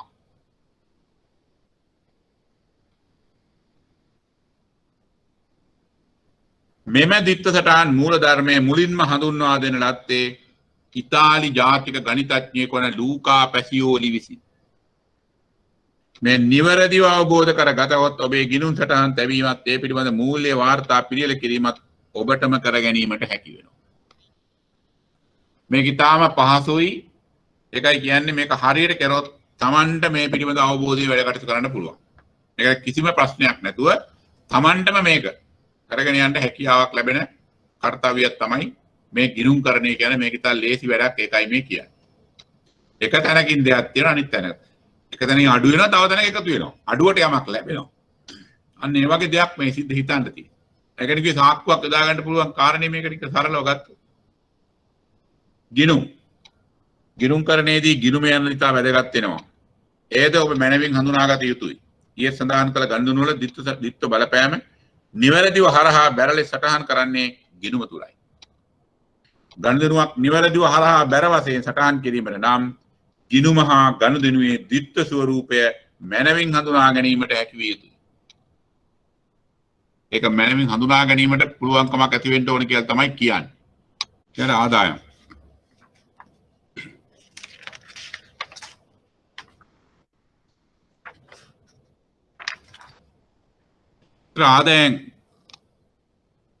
ආදායම් කියන්නේ මොනවද කියන ඊළඟ කාරණේ. ආදායම් ගැන හඳුන්වන්නේ ඔබ විසින් ඔබේ ව්‍යාපාරයේ මෙහෙවන ගිණුම් වර්ෂයක් තුළ ව්‍යාපාරයට ගලා එන ලැබීම් කියා කියන්න පුළුවන්. මේ තමයි ව්‍යාපාරයේ ලාභය ලැබීමටත් හිමිකම් ඉහළ යාමටත් බොහෝ විට බලපාන්නේ. ව්‍යාපාරයේ ප්‍රතිලාභ මට්ටම් ඉහළ යෑම සිදුවන්නේ. එතකොට මේ ආදායම් කොටස තමයි මේ දැන්. එතකොට අපි ගිණුම් ස්ථාවරවත්කම් ජංගමවත්කම් ජංගම නොවන වත්කම් වගකීම් සහ අනිකුත් ජංගම වගකීම් දිගු කාලීන ජංගම නොවන වගකීම් එමාවට පස්සේ ඊළඟට කියන්නේ ආදායම්. ආදායම තමයි ව්‍යාපාරය ඉස්සරහට ගෙනියන්න තවත් වැදගත්. මොකද ආදායම් වැඩි වෙනකොට වත්කම් වැඩි වෙන්න ඕන. හැබැයි ආදායම් වැඩි වීමක් එක්ක වගකීම් වැඩි වෙන්නත් පුළුවන් අවස්ථා එන්න පුළුවන්. ඉතින් ඒ වගේන තමයි මේ දිගට හඳුනාගෙන ඉන්නේ ටිකක්. ඊළඟට තියෙන විතර උදාහරණ තියෙනවා විකුණුම් තුලින් පොලි ලැබීමෙන් ස්ථාවර වත්කම් විකුණුම් වලින් අබලිදව විකිණීමෙන් ලැබෙන ආදායම්.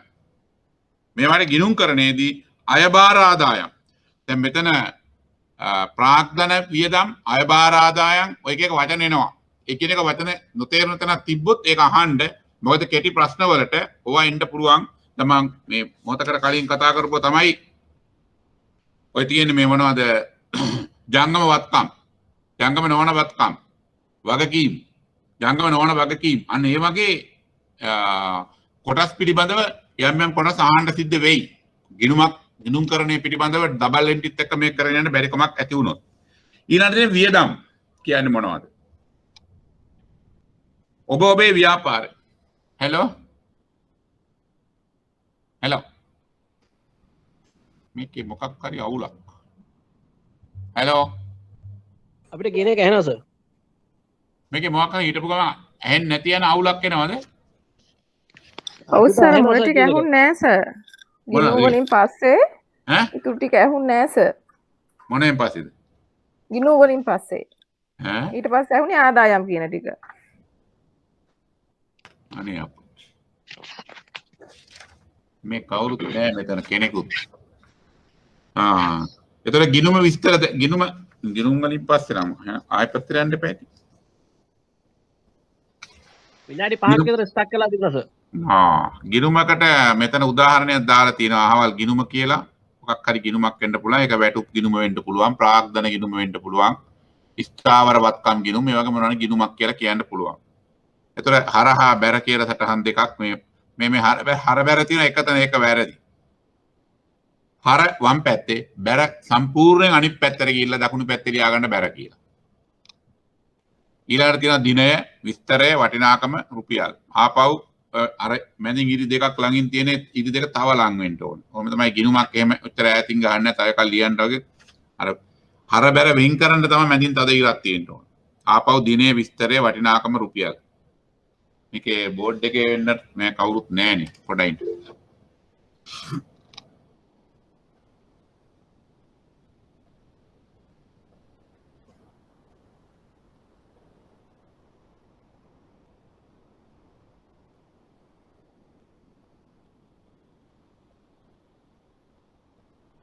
කාලිංග පොඩක් එන්න.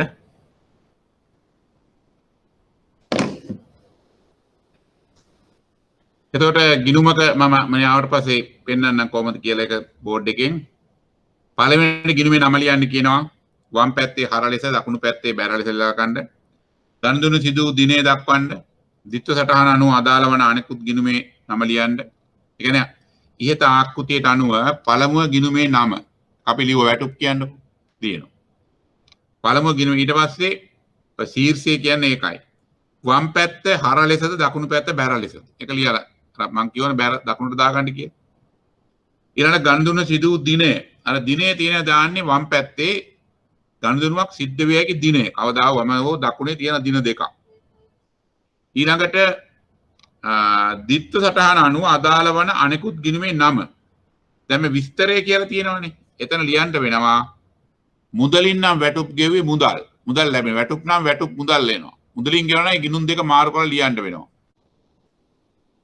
මේ ගිණුම කියන එක බෝඩ් එක පේනවද? ඔව් සර් පේනවා. හරි. දැන් මෙතන මේ තිත්පයක් ගිණුම කියලා තියෙන්නේ. ඔකට සමානට මුදල් වෙන්න පුළුවන් ගිණුම. එක්ක වැටුප්. ඒ වගේ මොනවා හරි ගිණුම. ඒක තමයි ගිණුමක් කියන එක පේනවලා තියෙන්නේ. ඕකේ හර කියලා දින මම අර කිව්වේ ළඟින් ඉරි දෙක තියෙන්න ඕනේ කියලා මේ නියමයේ වෙන් කර ගන්න ඕන හරියට. මේ පැත්ත තමයි හර පැත්ත. මේ තියෙන හර. ඒක තමයි මම අර හර බැර දෙකම වැරදි මේ එතන තියෙන වැරදි මේ පැත්ත තමයි හර පැත්ත. මේ කෙළවරේ තමයි බැර පැත්ත. හරි. ඔන්න ඔහොම එකක් තමයි මම ඔය පෙන්නලා තියෙන්නේ. දිනය කිව්වේ මේන්න මෙතන ගනුදෙනුව කුමන හෝ ගනුදෙනුවක් සිද්ධ වන දිනය. ඒක බැර පැත්තේද හර පැත්තට දෙකෙන්ම සිද්ධ වෙන්න පුළුවන්. මොනවා හරි එකක් හරටද බැරටද යන්නේ කියන එක පිළිබඳ දිනයන් දෙකක් තියෙනවා. ඒ වගේම විස්තරය. ගිණුම් විස්තරය අපිට ලියන්න වෙනවා. ඊට පස්සේ මුදල නැත්නම් වටිනාකම. විස්තරය. වටිනාකම. ළමයි වේගෙන් ලියලා යනකොට මේ ඔක්කොම විස්තර ලියලා ඉන්න මෙන්න මෙහෙම ටී ගිණුමක් ගහගත්තා. වැටුප් නම් වැටුප් කියලා ලිව්වා. මුදලින් ගෙවුවා නම් මේ පැත්තෙන් මුදල් කියලා දැම්මා 50000 නම් 50000යි කියලා දාගත්තා. මුදල් පොතේ බැර පැත්තට දාගත්තා. අන්න එහෙම එකක්. ඒක ඉස්සරහට බලා ගන්න පුළුවන්. මේක මේ අර සාමාන්‍ය ගිණුමක් විදිහට හඳුන්වලා දෙනකොට මේ විදිහට අපි කිව්වට ගාණක් හදන ලොකු ගාණක් හදද්දී ඔය මේවා මේ විස්තර ලියලා ඉන්නේ අපිට අග්ගාලා ඔන්න ඔච්චරයි. ටී ගිණුමක් කියලා කියන්නේ මිනිස්සු ඉතරයි දාගත්ත ටක් ගාලා ගණන් හදන්න තමයි තියෙන්නේ. මොකද ගිණුම් කරන කියන්නේ මේ උගන්වන්නේ බොහොම සරල දෙයක්. දැන් ඇඩ්වාන්ස් ලෙවල් පන්ති හරි ඕ ලෙවල් පන්ති හරි ළමෙක් ගත්තත් ඒක ඕ ලෙවල් ෆයිනල් account එකට යනකොට සෑහෙන මට්ටමක ඒ ළමයා ඉගෙන නැවිත් තියෙනවා. ඉතින් මෙතන ඒකයි අර මම කිව්වේ මට මේ හරි අපහසුයි කට්ටිය මට ෆේස් ටු ෆේස් නැතුව මේ අලුතින් දෙයක් කරන්න. හේතුව ළමයි නෙවෙයිනේ. ඔක්කොම දැන් සීයලා ආච්චිලා අනේ එහෙම කට්ටිය කරන්න ගියාම හරි අමාරුයි. ඒකයි මෙන්න මෙහෙම එකක් තමයි ගිණුමක් කියලා කියන්නේ. ඒ ගිණුමට වෙන දේ තමයි පල්ලෙහෙන් කියන ගිහින් තියෙන්නේ. මම අර උදේ කිව්වනේ ගණනුන වල දෙන්න පුළුවන් එකම ගණනුන් ප්‍රමාණයයි තියෙන්නේ කියලා. එකක් තමයි මම කිව්වේ ලැබීම. නෑ. අපි ගමු ආදායම්. ආදායම් කියලා එකක් ගත්තා. ඊට පස්සේ මම කිව්වා වියදම්. ඊට පස්සේ මම කිව්වා වත්කම්. ඊට පස්සේ මම කිව්වා වගකීම්. ඊට පස්සේ මම කිව්වා හිමිකම්. මේකෙන් තොර කිසිම ගිණුම්කරණයක් වෙන්න බෑ. හොඳට මතක තියාගන්න. මොන දේ සිද්ධ වුණා මුදල් දීලා ඉඩමක් ගත්තා. මුදල් කියන්නේ වත්කමක් අඩු වුණා මුදල්. ඒකට මට වත්කමක් ලැබුණා ඉඩමක්. එතකොට මුදලින් කියලා අපි කියමු මේක මුදල් ගිණුම කියමු. අපි එතන ලියනවා 2021 මාර්තු මාසේ 20 වෙනිදා විස්තරය ඉඩම් මිලදී ගත්තා. රුපියල් 7 ලක්ෂයයි. ඔන්න ඕක නේ. එතකොට ඉඩම මිලදී ගත්තා. මුදල් ගෙව්වා. මුදල් එළියට යනකොට බැර පැත්තට ගියා. මුදල් අඩු වෙනවා කියන්නේ සාක්ෂි දෙන මුදල් අඩු වෙනවා. හැබැයි වත්කම් වැඩි වෙනවා. මොනවද? ඉඩම් කියලා වත්කමක් එනවා. මේක යටිම දෙයාගත්තොත් ඉඩම් කියලා වත්කමක් එනවා. මේකේ දතර දිනේ කවද්ද? එදාවනේ හම්බෙන්නේ. 21යි 3යි 20යි. ගත්තේ ඉඩමක්. මොනවද ඊළඟ ගත්තේ? මුදල්. එහෙනම් ගෙවපු අර ගිණුමේ අනිත් පැත්තේ විරුද්ධ එක තමයි මෙතන ලිව්වේ. වටිනාකම 7 ලක්ෂයයි. මෙන්න මේ විදිහට එකම වෙලාවේ එකම දවසේ එකම වෙලාවේ ගණ්ඩුනුවක් සිද්ධ වෙනකොට ඒක දෙපැත්තක එකවර සටහන් කරනකොට තමයි මම කිව්වේ තිත්ව සටහන් කියලා. ඒක තමයි ඔච්චරලා කතා කරන්නේ. මේක හොයාගත්ත එක තමයි ඉතාලි ජාතික ගණිතඥයෙකු ලූකා පැසියෝලි. ඔයම තමයි තිත්ව සටහන්. හැම වෙලාවෙම පඩි ගෙවනවා. පඩි ගෙවනකොට සල්ලි අඩු වෙනවා. වැටුප් මුදල් පොත බැර වුණා. වැටුප් කියලා ගිණුමකට හරවුණා. මම අර කිව්වේ මිනිස්සු මේවා ලියදී ඉන්නේ ළමයි හදනකොට කියන්නේ. මේ වාගේ කී ගිණුමක් ගහගත්තා. මුදලින් ගෙවුවා වැටුප්. මුදල් පොත බැර රුපියල් 33000යි. මෙතන මේ වෙලාවෙම වැටෙනවා 33000යි. මොනවෙන්ද කිව්වේ? මුදල්. දිත්තු සටහන්. එක වැර ඒ වෙලාවෙම ගිණුම් තියෙනවා. ඒක තමයි ඔය ගිණුම් වලින් පෙන්නලා දීලා තියෙන්නේ. හරි? ගිණුම කියන එක හරියට දැනගන්න වෙනවා. හැබැයි මේ ඔය බැංකුව වල ඉන්න මතක තියාගන්න ඕන ඩෙබිට් ක්‍රෙඩිට් කියන එක බැංකුවේ තියෙන ඩෙබිට් ක්‍රෙඩිට් වැරදි. ඒක ගිණුම් කරන්නේ ගන්න එපා. බැංකුවේ ක්‍රෙඩිට් කරනවා කියන්නේ වාසි බැර කරනවා. මං කියනවා මගේ ගිණුමට රුපියල් 50000 බැර කරලා. ඒ කියන්නේ මට හරි වාසි. නමුත් අපි කියන්නේ බැර කිව්වම අඩු වෙනවා කියන්නේ. බැංකුවේ තියෙන බැර. බැංකුව යන්නේ අනිත් පැත්තට ඔය ඩෙබිට් ක්‍රෙඩිට්. ඒක පැටලවා ගන්න එපා. මේ තියෙන්නේ සාමාන්‍ය ව්‍යාපාර වල සාමාන්‍ය ගිණුම් කරන. ඒක තමයි දැන ගැනීම අවශ්‍ය වෙන්නේ. ඊළාටලා ගිණුම් වර්ග. අර කියපුවාමයි තියෙන්නේ බලන්න වත්කම් ගිණුම්, වගකීම් ගිණුම්, ආදායම් ගිණුම්, වියදම් ගිණුම්, ප්‍රාග්ධන ගිණුම්. මේ වත්කම් කියලා කිව්වා ඒක ගිණුම, වත්කම් ගිණුම. වගකීම් ගත්තා ගිණුම, වගකීම් ගිණුම. හිමිකම් කියන්නේ මම කිව්වා මේක ප්‍රාග්ධනය. ඒ අයිතිකාරයාගේ ධනය ප්‍රාග්ධනය. ඒක හිමිකම්. ඒකට කියන්නේ ප්‍රාග්ධන ගිණුම. මේක ගිණුමක්. මේ හැම එකම ගිණුම. වියදම් ගිණුම. ආදායම් ගිණුම. ලැබීම් ගිණුම. හැම එකම ගිණුම කියලා එනවා. අර උදේ කතා කරපුව ඔක්කොමටම ගිණුමක් විවෘත වෙන්න පුළුවන්. ඊට අමතරව අපි කරන්නේ වැටුප් ගෙවම් වැටුප්, වේතන, විදුලි බිල්, දුරකථන, ඊළඟට තාමනවා හරි සේවක පරිණාඩි ගෙවල් තියෙනවා. පරිත්‍යාගයක් ගෙව්වා. කාට හරි වන්දියක් ගෙව්වා. ඒ ඔක්කොම ගෙවි ගිණුම් යනවා. හැම එකටම ගිණුම විවෘත වෙන්න ඕන. රක්ෂණය ගෙව්වා ගිණුමක් හැදෙනවා. ඒ විදිහට තමයි හැම වෙලාවෙම ගිණුම් කියන එක හැදෙන්නේ. ඒ නිසා මේ මුදල් පොත කියන එකේ ලියවෙන හැම දෙයකටම විරුද්ධව අනිත් පැත්තේ ගිණුමක් හැදෙන්න ඕන. මුදල් පොතේ හර පැත්තේ ගිණුමක් ආවොත් තව ගිණුමක් හැදෙනවා බැර පැත්තෙන් අනිත් පැත්තට ගිණුම. මුදල් පොතේ බැර පැත්තේ යම් සටහනක් ආවොත් තව ගිණුමක් හැදෙනවා. ඒ ගිණුමේ හර පැත්තේ යමක් සටහන් වෙන්න. මෙන්න මේවා තමයි මේ ගිණුම් කරන්නේ ද්විත්ව සටහන්. ද්විත්ව සටහන් සඳහා ගිණුම් භාවිතා කරන හැටි තමයි ඔය තියෙන්නේ. ඊළඟට තියෙන්නේ මොනවද මේ වත්කම් කියන්නේ කියලා. ඔබේ ව්‍යාපාරයේ ඔබ සතුව පවතින ආර්ථික සම්පත් සියල්ලම වත්කම් කියා හඳුන්වනවා.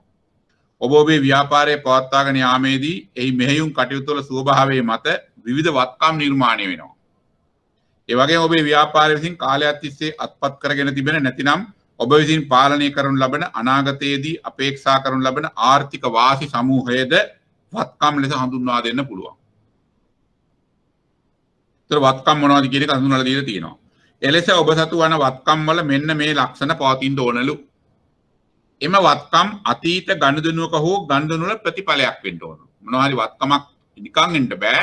ඒක අතීතයේ කරපු ගනුදෙනුවක ප්‍රතිඵලයක්. ඒ වත්කම ඔබේ ව්‍යාපාරයේ පාලනයටත් වෙන්න ඕන. ඒ වත්කම අනාගතයේදී ඔබට ආර්ථික වාසි අත්කර දෙන එකක් නව වත්කමක් කියන්නේ. එහෙමයි ව්‍යාපාරේ වත්කම් ගණන් ගන්න. එම වත්කම් නීතිමය වශයෙන් ඔබේ ව්‍යාපාරයට අයත්ව පවතිනවා. එම වත්කමේ පිරිවැය විශ්වාසවන්ත බවකින් යුතුව මැන දක්වන්න පුළුවන් වෙනවා. එම වත්කම් නොමැතිව ව්‍යාපාරය ඉදිරියට පවත්වාගෙන යන්න බැරි වෙනවා. ව්‍යාපාරයක පවතින වත්කම් ව්‍යාපාරයක පවතින වත්කම් හා ව්‍යාපාරය තුළ සිදුවන ක්‍රියාකාරීත්වය අනුව ඔබට කොටස් දෙකකට වෙන් කරන්න පුළුවන්. ජංගම වත්කම්. ජංගම වත්කම් කියන්නේ ජංගමනේ ජංගම රත තියෙන ඒ වගේ එකක් තමයි ජංගම වත්කම් කියන්නේ. කිසියම් මේක බලන්න මාස 12ක් හෝ ඊට අඩු කාලයක් පවතින වත්කම්. ඒ වගේම ඔබ විසින් එදිනෙදා කරන කටයුතු හේතුවෙන් නිතර වෙනස් වීම වලට භාජනය වෙනවා. එම නිසා මේවා කෙටි කාලීන වත්කම්. දැන් තොගය ගන්නවා වැඩි වෙනවා අඩු වෙනවා එහෙම යන එකක් අවුරුද්දක් ඇතුළත පමණයි තොගේ වගේ එකක්. මුදල් අතේ තියෙන මුදල් ප්‍රමාණය අනේ වගේ එකක්. ඊළඟ එක ජංගම නොවන වත්කම්. මාස 12කට වැඩි කාලයක් ඔබේ ව්‍යාපාරය තුල පවතිනවා. ඒ වගේම මේවා එදිනෙදා කටයුතුවලදී විශාල වෙනසක් සිදුවන්නේ නැහැ. මේවා දිගු කාලීන වත්කම් හා වත්කම් ඒ කියන්නේ ස්ථාවර වත්කම්. ලකුණු ඉලක්ක highlight කරගන්න ස්ථාවර වත්කම් fixed assets කියන්නේ. මට බැරි වුණා මේ වචන ටික මේ සාමාන්‍යයෙන් නම් මේ ගිණුම් කරණයේදී වැඩිපුරම භාවිතා වෙන්නේ ඉංග්‍රීසි වචන තමයි. සරල සිම්පල් වචන දැනගන්න ඉන්නේ කමන්නේ ගම් වලට ගිහිල්ලා මූල්‍ය මේ මොනවද මයික්‍රෝ ෆයිනෑන්ස් කරනකොට නම් ඉතින් සරල සිංහල වචන ඕන වෙනවා.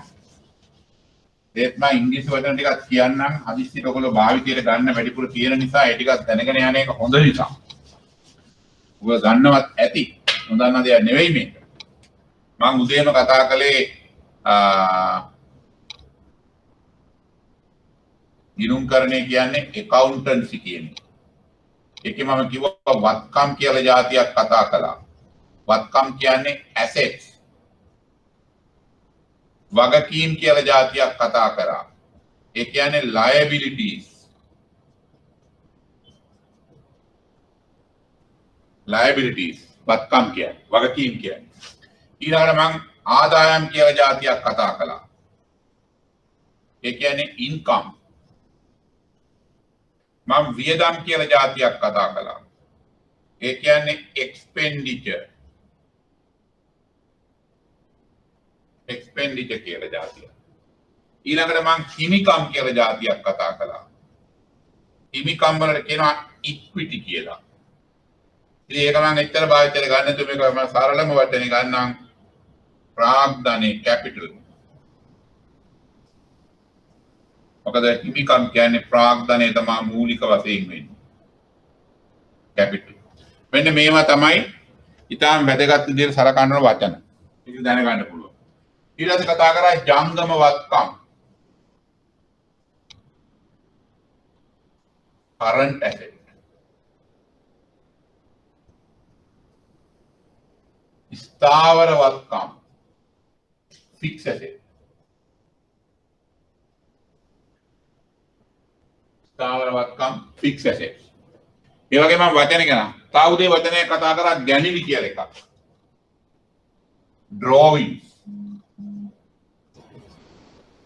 drawings. මෙන්න මේවා භාවිතයට ගන්න වචන ටිකක් ඒකත් දැනගෙන යන්න අපි ගණක් කතා කරන හැම එකක්ම ඕවා. ඊට පස්සේ ජංගම නොවන වත්කම් කෝ ස්ථාවර වත්කම්. එතන ගොඩනැගිලි රතවාහන යන්ත්‍ර සූත්‍ර. ඒක ස්ථාවර වත්කම් කියනවා. වගකීම්. ඔබේ ව්‍යාපාරය සඳහා වත්කම් අත්පත් කර ගැනීම සඳහා ඔබ විසින් යොදවන ලද මුදල් නැතිනම් ප්‍රාග්ධනයේ සහ ඔබ විසින් මේ වත්කම් අත්පත් කර ගැනීම සඳහා බාහිරින් සොයාගෙන යද වූ මුදල් ඔබේ ව්‍යාපාරයේ වගකීම් ලෙස දක්වන්න පුළුවන්. ඔබ දන්නවනේ වගකීම් කියන්නේ කොයි මොහොතේ හෝ පිටතට ඇදී යාමට තිබෙන දෙයක් කියලා. අනෙක ව්‍යවසායකයෙකු හැටියට ඔබ දන්නවා ඕනම වගකීමක් ඔබේ ඔළුවට කරදරයක් කියලා. ඒ වගකීමෙන් නිදහස් වනතුරු ඔබ කිසියම් හෝ ආතතියකින් තමයි පෙළෙන්නේ. වගකීම් කියන්නේ එහෙම එකක්. තව වගකීම් කියනවා තිබුණට කමක් නැහැ. හැබැයි ඒක Tamanට දරන්න පුළුවන්. Tamanගේ හිතේ තියෙන Tamanට යම්කිසි දෙයක් අවසානයක් පෙනිපෙනෙන මානෙ තියෙන වගකීම් තමයි Tamanට දරන්න පුළුවන් වගකීම්. ඒ නිසා තමයි අපි නිතරම කියන්නේ මයික්‍රෝ ෆයිනෑන්ස් කියලා, සුත්‍ර මූල්‍ය කියලා බොහෝ අය සීමාවක් නැතුව ණය දෙන අයත් ණය ගන්න අය. ඒගොල්ලෝ මිනිහ අමාරු වෙන්නේ දැන්.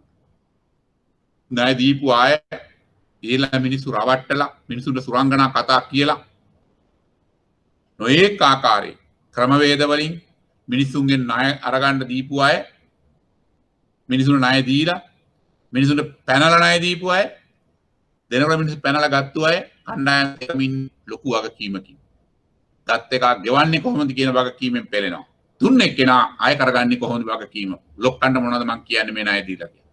ඉතින් වගකීම් කියන එකෙන් දෙකොල්ලම හිර වෙලා. ඉතින් වගකීම් හිතින් නිදහස් වෙන්න පුළුවන් ප්‍රමාණය වගකීම් ප්‍රමාණයක් තමයි තමා සන්තකයේ පවතින්න ඕන.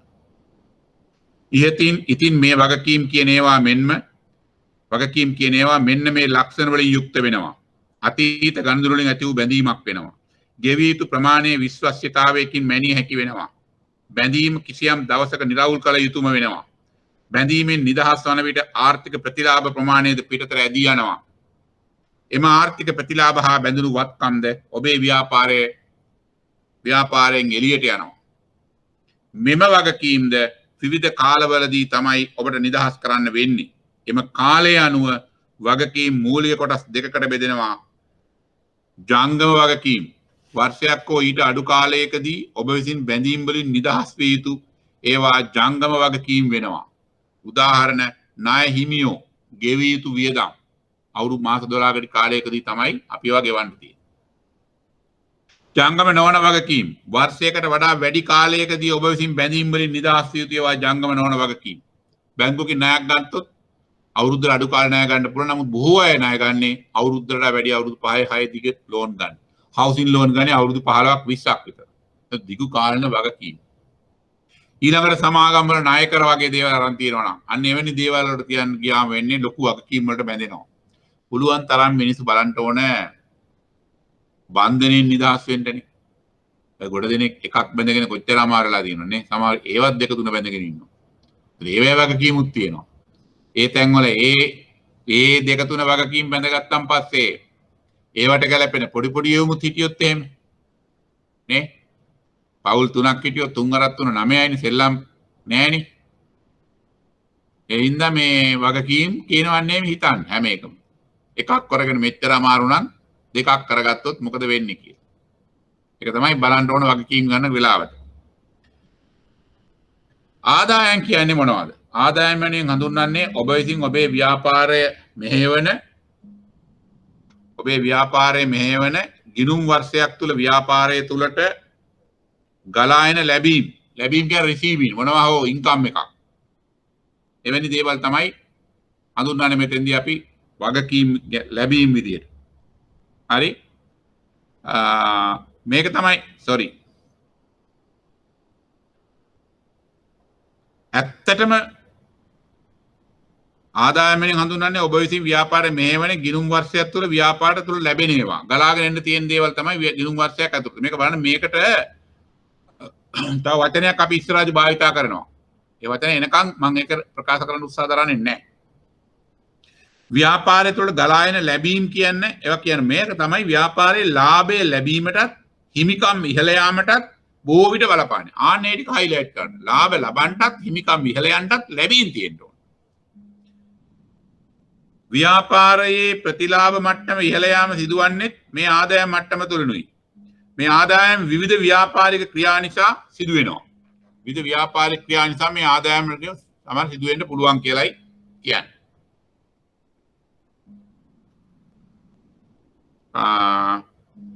විකුණුම් තුලින් පොලි ලැබීමෙන් ස්ථාවර වත්කම් විකුණුම් වලින් අබලිද්‍රව්‍ය විකිණීමෙන් ලැබෙන ආදායම් විකුණුම් මේවාට ගිණුම් කරනදී අයබාර ආදායම් අන්නවතනේ කෙටි කාලයක් තුල ව්‍යාපාරයේ ලැබෙන්න තියෙනවට කියනවා අයබාර ආදායම් ඒකට හයිලයිට් කරන්න මේවා ගිණුම් කරනදී අයබාර ආදායම් කියලා තමයි හඳුන්වන්නේ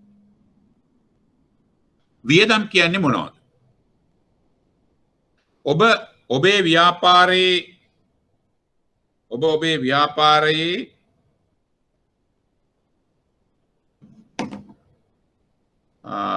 ඔබේ ව්‍යාපාරයේ පාලනය කරන ගිණුම් වර්ෂය තුල ඉහත සඳහන් කළ ආදායම් ඉපැයීම සඳහා දක්වන දායකත්වය තමයි ඇත්තටම වියදම වෙන්නේ. ආදායම බිහි කිරීම සඳහා වියදමක් දැරිය යුතු වෙනවා. මේවා ඇත්තටම ඔබේ ව්‍යාපාරයේ හිමිකම් අඩුවීමට බලපානවා. ඒ කියන්නේ ඔබට ව්‍යාපාරයෙන් ලැබීමට නියමිත ප්‍රතිලාභ අඩු වෙනවා. එතකොට ඔබේ ව්‍යාපාරයේ හිමිකම් අඩු වෙනවා. ඒ හින්දා හරිම පරිස්සමින් පාලනයකින් යුතුව කළ යුතු ඉතාම වැදගත් දේ තමයි වියදම් කිරීම. උදාහරණ විකුණුම් වියදම්, ආයතන වියදම්, පරිපාලන වියදම්, බෙදා හැරීමේ වියදම්, මූල්‍ය වියදම්, වත්කම් සේවීම, භාණ්ඩ තොග විනාශ වීම, සොරකම් කිරීම මෙන්න මේවා නිසා ඇති වෙන දේවල් ඔක්කොම ව්‍යාපාරයට තියෙන වියදම්. වියදම් නිසා තමයි වත්කම් අඩු වෙනවා. වගකීම් වැඩි වෙන්න පුළුවන් වියදම් වැඩි වීම හේතු කොටගෙන. ඒක නිසා මෙන්න මේවා වියදම් පිළිබඳ ගත්තොත් උදාහරණ තමයි ඔය ප්‍රයිස් තුවක් දීලා තියෙන්නේ. ඊළඟට ප්‍රාග්ධන ගිණුම.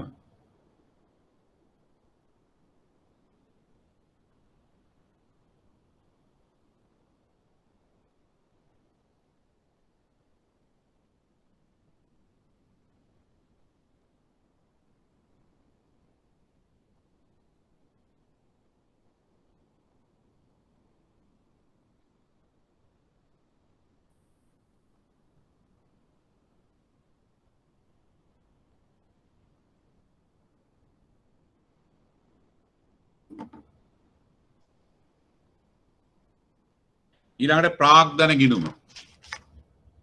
ඔබේ ව්‍යාපාරයට ඔබ හෝ ඔබත් සමග එක්ව වෙනත් පාර්ශ්ව විසින් යොදවනු ලබන සියලුම සම්පත් ප්‍රාග්ධනය නැතිනම් අයිතිකරුගේ හිමිකම් කියා කියනවා. මේවා හිමිකම් සඳහා ඇල්ම සුද්ධ වත්කම යන නම භාවිතා කරනවා.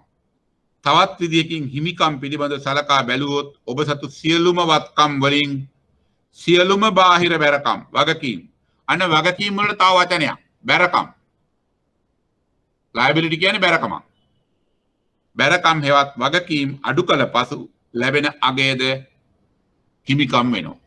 ඒ කියන්නේ හිමිකම කියන්නේ සියලුම වත්කම් වලින් සියලුම වගකීම් අඩු කරන්න. ඉතුරු වෙන එකට හිමිකම කියලා කියන්න පුළුවන් කමක් තියෙනවා.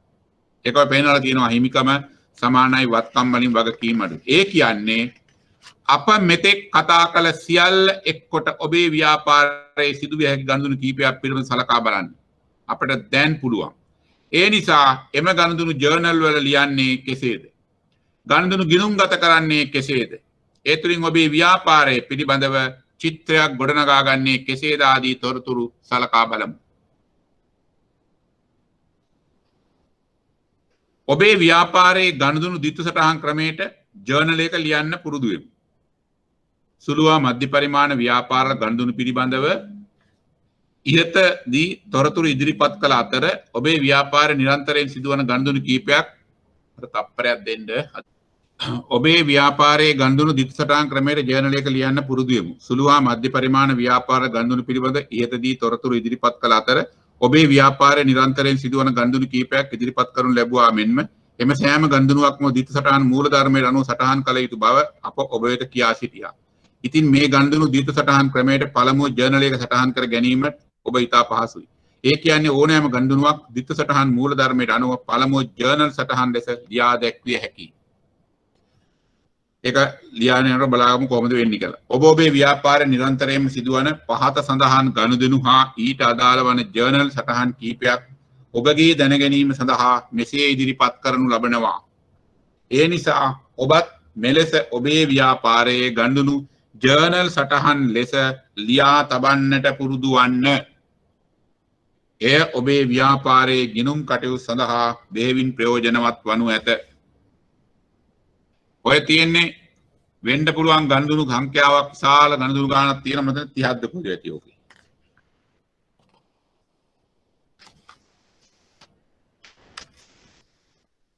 බලන්න එකින් එක කියවන යන්න විනාඩි 5ක් 6ක් අරන් කොතනරි නොපැහැදිලි තැනක් තියෙනවා මට කියන්න මම එකින් එකට යන්න උත්සාහ දරන්නේ මේක ඊට පස්සේ හොඳට තේරෙයි ගිනුම් වලට දානකොට ඔය දීලා තියෙනවා ගණදුණු 30ක් නේද 3යි ගණදුණු 30ක් තියෙනවා බලන්නකෝ කිසියම් මුදලක් යොදවා ව්‍යාපාරයක් ආරම්භ කරනවා වෙන වැඩේ කියනවා මෙහිදී සිදුවන්නේ මූලික වශයෙන් මුදල් නැතිනම් මූලධනයක් යොදා කිසියම් ව්‍යාපාරයක් ආරම්භීමයි මෙසේ යොදවන මුදල මූලික මුදල ප්‍රාග්ධනයයි මෙසේ මුදලක් ව්‍යාපාරයට ගෙන එන විට මුදල් ශේෂය ඉහළ යනවා ඒ සටහන් කරන්නේ මුදල් පොත සහ ප්‍රාග්ධන ගිණුම් උඩින් තියෙන අර 139 පේජ් එකේ තියෙනවා හර බැර කියලා එකක් ඒකේ පේජ් අර අතන උඩින් ලියා ගන්න හර බැර කියලා හරි එතන බලන්න කියන්නේ මොකද්ද ප්‍රාග්ධනයක් දාලා මුදල ව්‍යාපාරයක් පටන් ගන්නවා නම් මුදල් පොත හර ප්‍රාග්ධන ගිණුම බැර කියලායි ඔය කියන්නේ ඊළඟට බලන්න බැංකුවකින් ණය මුදලක් ලබා ගන්නවා ව්‍යාපාරයට අවශ්‍ය වන මූල්‍ය පහසුකම් බැංකුවකින් ලබා ගැනීම බොහෝ විට ඔබ වැනි ව්‍යවසායකයන් සිදු කරනු ලබනවා එවිට මුදල් ශේෂය ඉහළ යනවා ඒ සටහන් කරන්නේ මුදල් පොත හර බැංකු ණය ගිණුම බැර බඩු තොග අත්පිට මුදලට මිලදී ගැනීම ව්‍යාපාරයේ නැවත විකිණීම පිණිස භාණ්ඩ මිලට ගනු ලබන විට එයට වියදමක් වන අතර මුදල් ශේෂය අඩු වෙනවා ඒ කියන්නේ මුදලින් ගෙවෙනවා වෙන්නේ මොකද්ද මුදල් පොත තෙවෙයි ගැනුම් ගිණුම හර අන්න මුදල් පොත බැර වුණා දැක්කද සල්ලි ගෙවනකොට මුදල් පොත බැර ලැබෙනකොට මුදල් පොත හර ඒ විදිහට බලන්න යන්න ගිණුම් ටික බලලා ප්‍රශ්නයක් තියෙනවා නම් ආන්න හරි ඔබේ ව්‍යාපාරයේ නිරන්තරයෙන්ම සිදුවන ගනුදෙනු කීපයක ජර්නල් ගත කිරීම පිළිබඳ ඉතා සරලව අප ඔබ වෙත ඉදිරිපත් කරනු ලැබුවා එහිදී අප සලකා බලනු ලැබුවේ එම ගනුදෙනු ජර්නලයක ලිවීම පිළිබඳ වන අතර මේ ඔබ උගත යුතු ගිණුම්කරණයේ මුල්ම අවස්ථාව. ඕක ඔය ටික පාඩම් කරන්න තිබ්බනම් ඔය ටික කියනවා නම් හරයි බරයි කොහාටද යන්නේ කියලා මේ දෙන ගානත් එහෙම තමයි. කිසි වෙනසක් නැතුව යන්න පුළුවන්. ඊළඟ ගනුදෙනු ඒවා ගිණුම් වලට ඇතුළත් කරන හැටි දැන් මේ කියලා තියෙන්නේ. ඊළඟට 917 දැන් ඔබ සාමාන්‍යයෙන් ඔබේ ව්‍යාපාරයේ නිරන්තරයෙන් සිදුවන ගනුදෙනු ජර්නල් ගත කිරීමට දන්නවා. ඉතින් මෙල සිදුවන ගනුදෙනු ජර්නලයේ ගිණුම් වලට පිටපත් ලෙජරේ ගිණුම් වලට පිටපත් කිරීමද ඉතා වැදගත් වෙනවා. ඒ නිසා පාත සඳහන් මේ සරල ගනුදෙනු කීපේ ජර්නල් ගත කර ලෙජරේ ගිණුම් වල සටහන් කරගන්න ආකාරයෙන් මෙතන සිට සලකා බලනවා. ඒ අනුව ගනුදෙනු 10ක් පමණක් ගිණුම් ගත කර මුලින්ම ඔබ වෙත ඉදිරිපත් කරනවා. හංසමාලිගේ ව්‍යාපාරයේ සිදු ගනුදෙනු කීපයකි මේ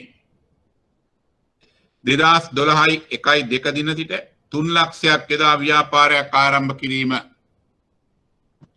බලන්නකෝ අර දීපු ජර්නල් සටහන් 30 පළවෙනි එක මොකද්ද කිසියම් මුදලක් යදවා ව්‍යාපාරයක් ආරම්භ කිරීම මෙතන කියන්නේ මොකද්ද හංසමාලිගේ ව්‍යාපාරයේ 2012 ජනවාරි 1 වෙනිදා රුපියල් 3 ලක්ෂයක් යොදා ව්‍යාපාරයක් ආරම්භ කරනවා. ඔන්න වැඩේ. මුදල් පොත හර ප්‍රාග්ධන ගිණුම බැර. අර අතන ලියලා තියෙන එක තමයි මුදල් පොත හර ප්‍රාග්ධන ගිණුම බැර. ඒක තමයි අර ටික දුන්නේ කලින්. ඔන්න ඔය ගනුදෙනු කීපයක් තමයි ප්‍රශ්න පත්‍රයේ තියෙන්නේ. හරි. ඊළඟට අත්පිට මුදලට රුපියල් ලක්ෂයක බඩු මිලදී ගැනීම. යන්න දෙවෙනි ගනුදෙනුවට ව්‍යාපාරේ නෑ. තුන්වෙනි එකේ නෑ. තුන්වෙනි එක මොකද්ද? බඩු තොග අත්පිට මුදලට මිලදී ගැනීම. මුදල් වේදම් වෙනවා. මුදල් පොත බැර ගැනුම් ගිණුම හර. බලන්න ඒක තියෙනවා. 12/1 වෙනිදා 50000ක බඩු අත්පිට මුදලට විකිණීම. 50000ක බඩු අත්පිට මුදලට විකිණීම. මුදල් පොත බැර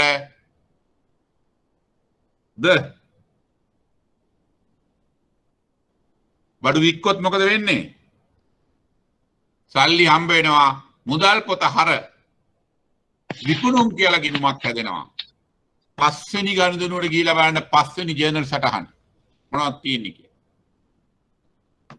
හරි? හොඳයි ඕක කොහොමනම්? හරි ඕක කොහොමනම්? මෙච්චර විස්තර ඕන නෑ මට. මම දැන් කියනවා ජර්නල් එකම එකක් ලියන හැටි පෙන්නලා මං ගනුදෙනු කීපයක් දෙනවා.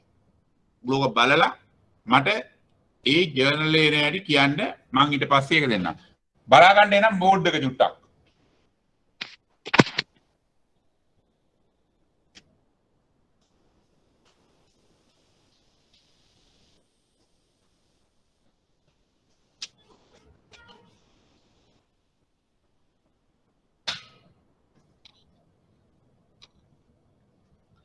එතකොට මෙන්න මේ පළවෙනි ගණ්ඩනු ගන්නකෝ. රුපියල් 3 ලක්ෂයක් යොදා ව්‍යාපාරයක් ආරම්භ කිරීම හංසමාලිගේ ව්‍යාපාරය. එහෙනම් පළවෙනිට දිගට ඕන වෙන්නේ මුදල් පොත හැම වෙලාවෙම. මොකද ඒකේ ගණ්ඩනු ගොඩක් එනවා. මුදල් ගිණුම.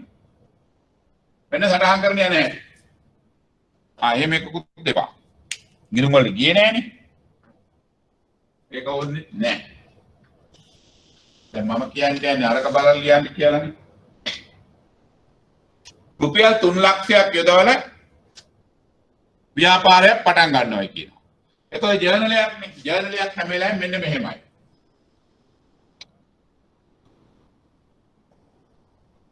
අර බැර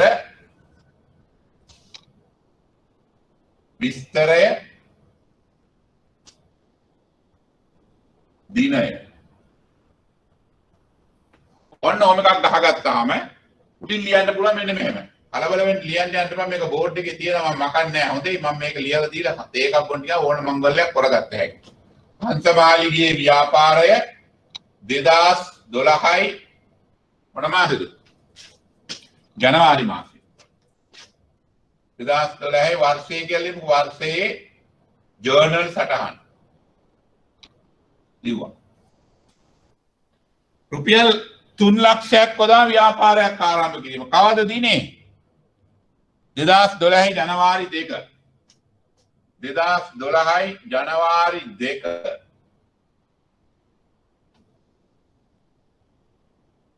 රුපියල් 3 ලක්ෂයක් යොදා ව්‍යාපාරයක් ආරම්භ කිරීම. මොකද්ද ලියන්නේ? ව්‍යාපාරයක් ආරම්භ කිරුවොත් මෙන්න මෙහෙමයි ලියන්නේ. මුදල් එනවා දැන්. අර අතන ලිස්ට් එක බලාගත්තාම පුළුවන් මුදල් පොත හර. එහෙනම් ලියනවා මුදල් පොතට හර රුපියල් 3 ලක්ෂයයි. බැර කරනවා ගිණුමකට ඒකේ නම දීලා තියෙනවා ප්‍රාග්ධනය ගිණුම. එහෙනම් මෙතන ලියනවා මුදල් අර චුට්ටක් දකුණු පැත්තට පන්නනවා ප්‍රාග්ධනය. ප්‍රාග්ධන ගිණුම බැර. මේ බලන්නකෝ චුට්ටක් මෙන්න මේ වරහණක් මෙතන දා ගන්නවා. ඒකේ ලියනවා රුපියල් 3 ලක්ෂයක් යොදා ව්‍යාපාරය ආරම්භීම. ඕමුච්චරයි. ගැහුවා ඉරා. මේ වරහන් ඇතුලේ ලියනවා නේද?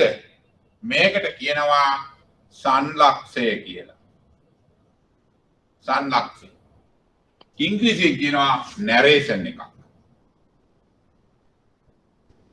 හරි?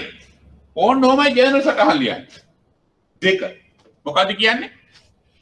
ජනවාරි 3 වෙනිදා අත්පිට මුදලට ලක්ෂයක බඩු මිලදී ගන්නවා. 12යි 1යි 3යි. මිලදී ගන්නකොට බඩු මුදල් එළියට යනවා. එහෙනම් මුදල් අඩු වෙනවා. මුදල් අඩු වෙනකොට බැර වෙන්න ඕන. එහෙනම් ලියනවා ගැනුම් ගිණුම තමයි හර වෙන්නේ. ගැනුම් හර කීයද? ලක්ෂයක්. මුදල් බැර ලක්ෂයක්. දිවසන් ලක්ෂය මොකද්ද? රුපියල් ලක්ෂයක බඩු මිලට ගැනීම. රුපියල් ලක්ෂයක බඩු මිලට ගැනීම.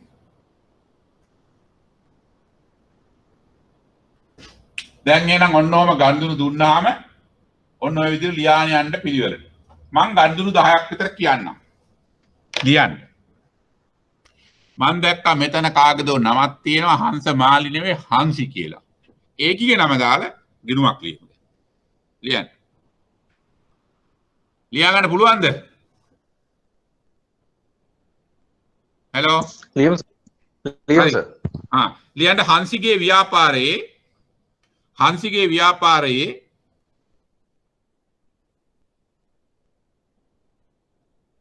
සිදු ගණුදෙනු කීපයක්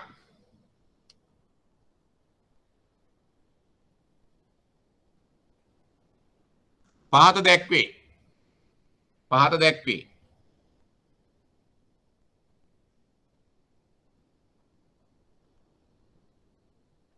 2021 1/2 දින 2021 දින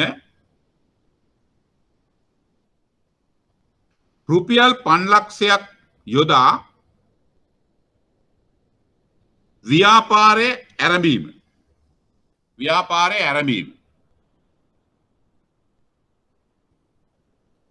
එකයි 3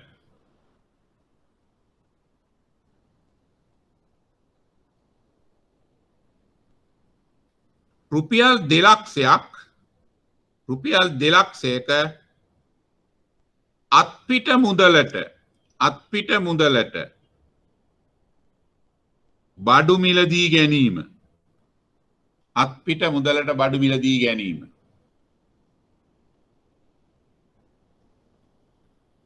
තුන්වෙනි එක 2021 1/4 වන දින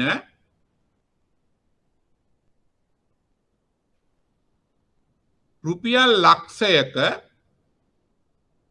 බඩු අත්පිට මුදලට විකිණීම. හතරවෙනි එක 2021 1/5 වන දින රුපියල් ලක්ෂයක බඩු ණයට විකිණීම.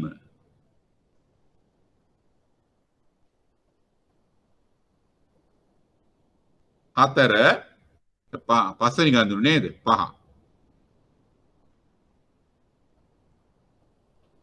2021 1/7 දින රුපියල් 2,50,000ක ණය මුදලක් ලංකා බැංකුවෙන් ලබා ගැනීම.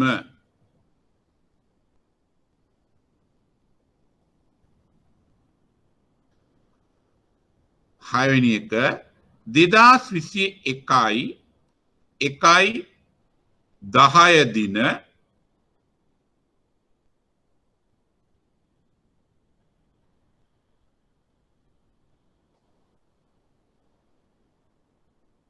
රුපියල් ලක්ෂයක බඩු ණයට මිලදී ගැනීම.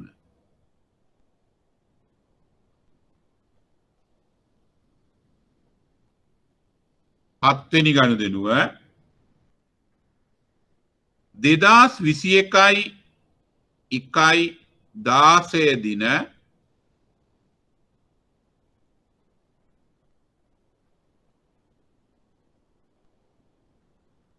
රුපියල් 15,000ක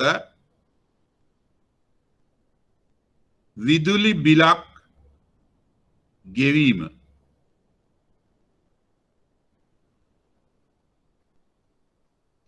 අටවෙනි එක 2021 1/20 දින රුපියල් 1,65,000ක වැටුප් ගෙවීම.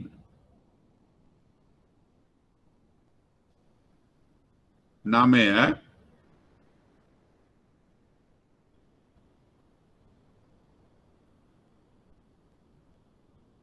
2021 1/24 දින රුපියල් 3 ලක්ෂයක් වටිනා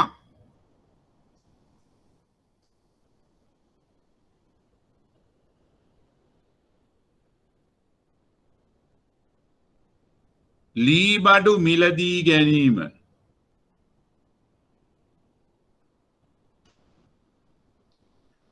දහවෙනි ගනුදෙනුව 2021 1/28 දින රුපියල්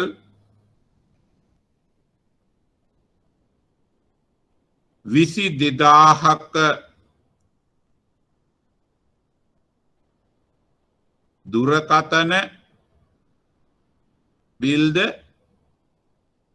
රුපියල් 7500ක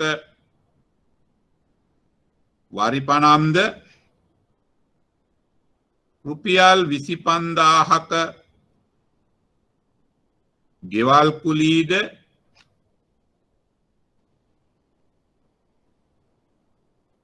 රුපියල් 5000ක පරිත්‍යාගයක්ද ගෙවන ලදී.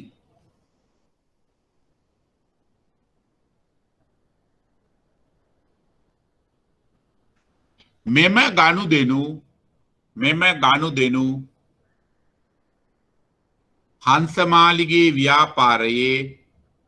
හංසමාලිගේ ව්‍යාපාරයේ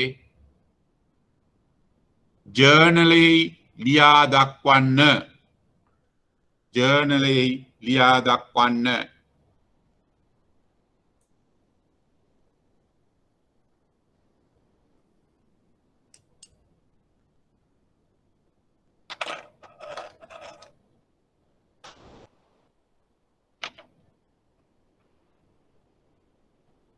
ඔන්න තියෙනවා ගනුදෙනු 10ක්.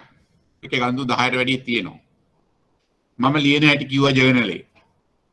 දැන් මම දෙන්නම් වෙලාවක්. මොකද ඔයගොල්ලෝ ගෙදරට වෙලා කාලා හොඳට ඉන්නේ. දැන් මම කාලා නැහැ තාම තේ එකක් ගෙනත් දුන්නා. ඒකේ රස නගර සභාවේ කැන්ටිම වගේ. ඒ හින්දා මේ මම දෙන්නම් දැන් 11යි 2යි 11යි 20 වෙනකොට හොඳ ලස්සන ලියන්න මට මෙතන ලිස්ට් එක තියෙනවා මම ඒක කියන්නම් මේ නම කියන්නම් මට ඔයාගේ රූපෙත් එක්ක ඔක පෙන්නන්න ඔය නේද ලියලා මං ආහන ගන්දුනට මට කතා කරලා කියන්න මේ මාත් එක්ක කතා කරන මගේ කටහඬ නිකන් තියෙන්නේ බොහොම ගොරෝසු ගතියට ඇති දැනෙනවා ඇති හැබැයි මතක තියාගන්න මගේ කටහඬ විතරයි ගොරෝසු මගේ හදවත රෝස මලක් වගේ ඒ හින්දා මේ කියලා ගැටලුවක් තියෙනවා නම් අහගන්න ඕක තමයි සරලම ගිණුම් කරන්නේ ඕක තමයි ප්‍රශ්නයක් හම්බෙන ලකුණු 20ක ප්‍රශ්නයක් 18ක 20ක වගේ ප්‍රශ්නයක් හම්බ වෙන්නේ ওই විදියට එන්නේ ඒක හිතලා හොඳ උත්තරයක් හරි ගස්සන්න රටක් ගාලා 11යි 2යි 11යි 5යි කියමු විනාඩි 20ක් දුන්නොත් 11යි 25 වෙනකොට දෙන්නකො මට කොහමද මේ ගනුදෙනු 10ක් දුන්නා ඒකේ තියෙනවා ගනුදෙනු 13ක් කොහමද වැඩේ කාට හරි කේස් එකක් තියෙනවා නම් කියන්න මොකද ওই විදිහට තමයි එක්සෑම් එකටත් හම්බ වෙන්නේ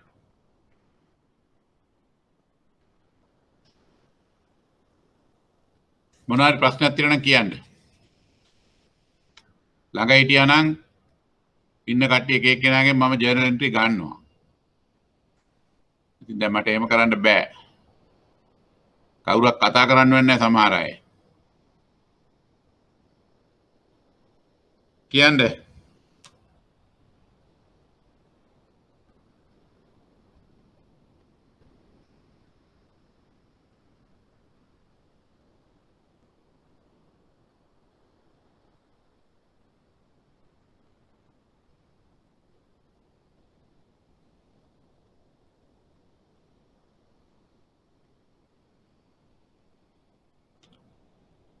මොකුත් ප්‍රශ්නයක් තියෙයිද මට කියන්න මට ඉස්සරහට යන්න තව කල් ඕනද ප්‍රශ්නයක් නෑ සර් දැනට මොනවද මේ ටික හදා ගන්න පුළුවන්ද පුළුවන් සර් දැන් මේකම පුළුවන්ද ගිණුම් ගත කරන්න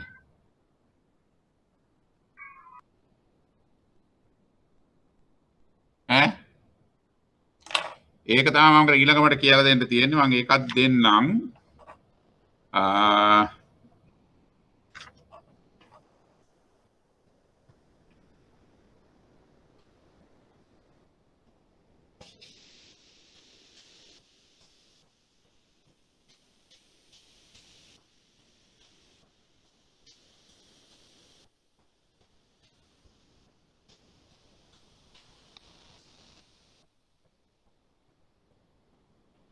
දැන් මතන ඔතන කිව්වේ හංසික ව්‍යාපාරය කියලා කතන්දරයක්.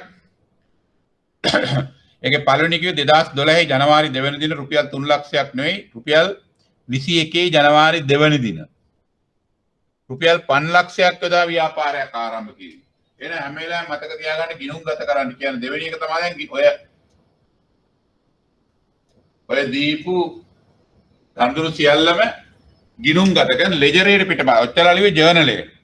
දැන් කියන්නේ ලෙජරේට පිටපත් කරනවා. ලෙජරේ කියන්නේ ගිණුම් සටහන් තියෙනවා. ඒතර ගිණුම් සටහන් තියෙනවා නම් දැන් මේ ලෙජරේ පිටපත් කරන එක තමයි මේ කරන්නේ. ලෙජරේ තමයි ගිණුම් තියෙන්නේ. මාර ඉස්සෙල්ලා කිව්වනේ ගිණුම සම්පූර්ණ ලියලින්ට ඕනේ T account එක කරලා පෙන්නපුවම හොඳටම ඇති කියලා. ඉතින් මේක පිළිවෙලට හදන්න පුළුවන් නම් මේ විදිහට මුදල් ගිණුම උනත් මේ මොහොතට දාලා මේක තියලා මෙතන විස්තරය තියලා දිනේ දාලා දින විස්තරය වටිනාකම දාලා මේ පැත්තත් ඒ විදිහට දාලා මුදල් පොත හදාගත්තට වරද්දක් නැහැ කාලෙ තිබ්බොත්. මේක තමයි හරි. නමුත් ඒ ඔක්කොම කරගෙන ඉන්න බැරි හින්දා මම ගිණුම් තියාගෙන යන්නම්. 2021 ජනවාරි 2 වෙනි දින රුපියල් 5 ලක්ෂයක් යොදා ව්‍යාපාරයක් ආරම්භ කිරීම. ව්‍යාපාරයක් ආරම්භ කරනවා කියුවා මුදල් එනවා 21/1/2 වෙනිදා රුපියල් 5 ලක්ෂයක් තමයි ව්‍යාපාරයට මුදල් ලැබෙන්නේ. මේක ලැබෙන්නේ ප්‍රාග්ධනයේ විදිහට තමයි ලැබෙන්නේ. එහෙමනම් ලෙජරේ අනිත් පැත්තෙන් ගිණුමක් හැදෙනවා ප්‍රාග්ධන ගිණුම. ප්‍රාග්ධන ගිණුම මුදල් පොත හරනම් මෙතෙන්ද ප්‍රාග්ධන ගිණුමට බැරවෙන්න ඕනේ. මෙතෙන්දි විරුද්ධ ගිණුමේ නම ලියන්නේ මුදල් ඕනනම් මෙතනදී දිස් දාගන්න. ඔන්නෝම ගිණුම් තියාන්නේ තමයි ලෙජර් ගිණුම් තියනවා කියන්නේ. දෙවෙනි එක තියෙන්නේ රුපියල් 2 ලක්ෂයක් වටිනා බඩු මිලදී ගන්නවා. 2 ලක්ෂයක් වටිනා බඩු මිලදී ගන්නකොට රුපියල් 20 සල්ලි අඩු වෙනවා 2 ලක්ෂයක්. ඒ කියන්නේ මොනවද ගැනුම්. මිලදී ගැනීම ගැනුම්. එහෙනම් ගැනුම් කියලා ගිණුමක් එනවා. මුදල් පොත බැලනම් ගැනුම් ගිණුමේ ලියනවා මුදල් කියලා විරුද්ධ ගිණුමේ හැම වෙලාවෙම නම ලියන්නේ 2 ලක්ෂයක භාණ්ඩ මිලදී ගත්තා. ඔච්චරයි මේකේ සටහන යන්නේ. තුන්වෙනි එක කිව්වේ ජනවාරි 4 වෙනිදා රුපියල් ලක්ෂයක බඩු අත්පිට මුදලට විකිණීම. විකුණනා ගැන ව්‍යාපාරට මුදල් එනවා රුපියල් ලක්ෂයක සල්ලි හම්බෙන්න ඕන මොනවා විදියටද විරුද්ධ ගිණුමේ නම විකුණුම් දිනේ ලියන්න කවද්ද කියලා. එහෙනම් විකුණුම් කියලා ගිණුමක් හැදෙනවා. විකුණුම් ගිණුමට මුදල් පොත හර එනම් විකුණුම් ගිණුමට බැර රුපියල් ලක්ෂයයි සල්ලි හම්බෙන විරුද්ධ ගිණුමේ නම ලිව්වා මුදල්. ඊළඟ එක 2021 1/5 වෙනිදා රුපියල් ලක්ෂයක බඩු ණයට විකුණලා. අන්න ණයට විකුණුම්. දැන් එනවා ප්‍රශ්නයක්. විකුණුම් තියෙනවා මුදලින් ආවේ මුදලට විකුණපුවා. එහෙනම් තවත් විකුණුම් අපි කියනවා මේක අපි එක දානවා. එහෙනම් මේ ගිණුම අත්පිට විකුණුම් මේක ණයට විකුණුම්. ණයට විකුණුම් නම් වික්කාම විකුණුම් ගිණුම කොයි විදිහට බැලුවත් එන්නේ රුපියල් ලක්ෂයක් තමයි. කීයකද ණයට ගත්තේ? රුපියල් ලක්ෂයක බඩු ණයට විකුණලා. එහෙනම් විකුණුම් ගිණුම ණයට විකුණුම් ලක්ෂයයි. මොකද්ද මුදල් හම්බ වෙන්නේ නැත්තම් මොනවද හැදෙන්නේ දැන්? ණයට වික්කම්. ණයට වික්කම ව්‍යාපාරේ ණයකරු. අපේ ණයකරුවන්ට ගණකාධිකරණයේ ඈ ණය ගැතියෝ. එහෙනම් ණය ගැතියෝ කියලා ගිණුමක් හැදෙනවා.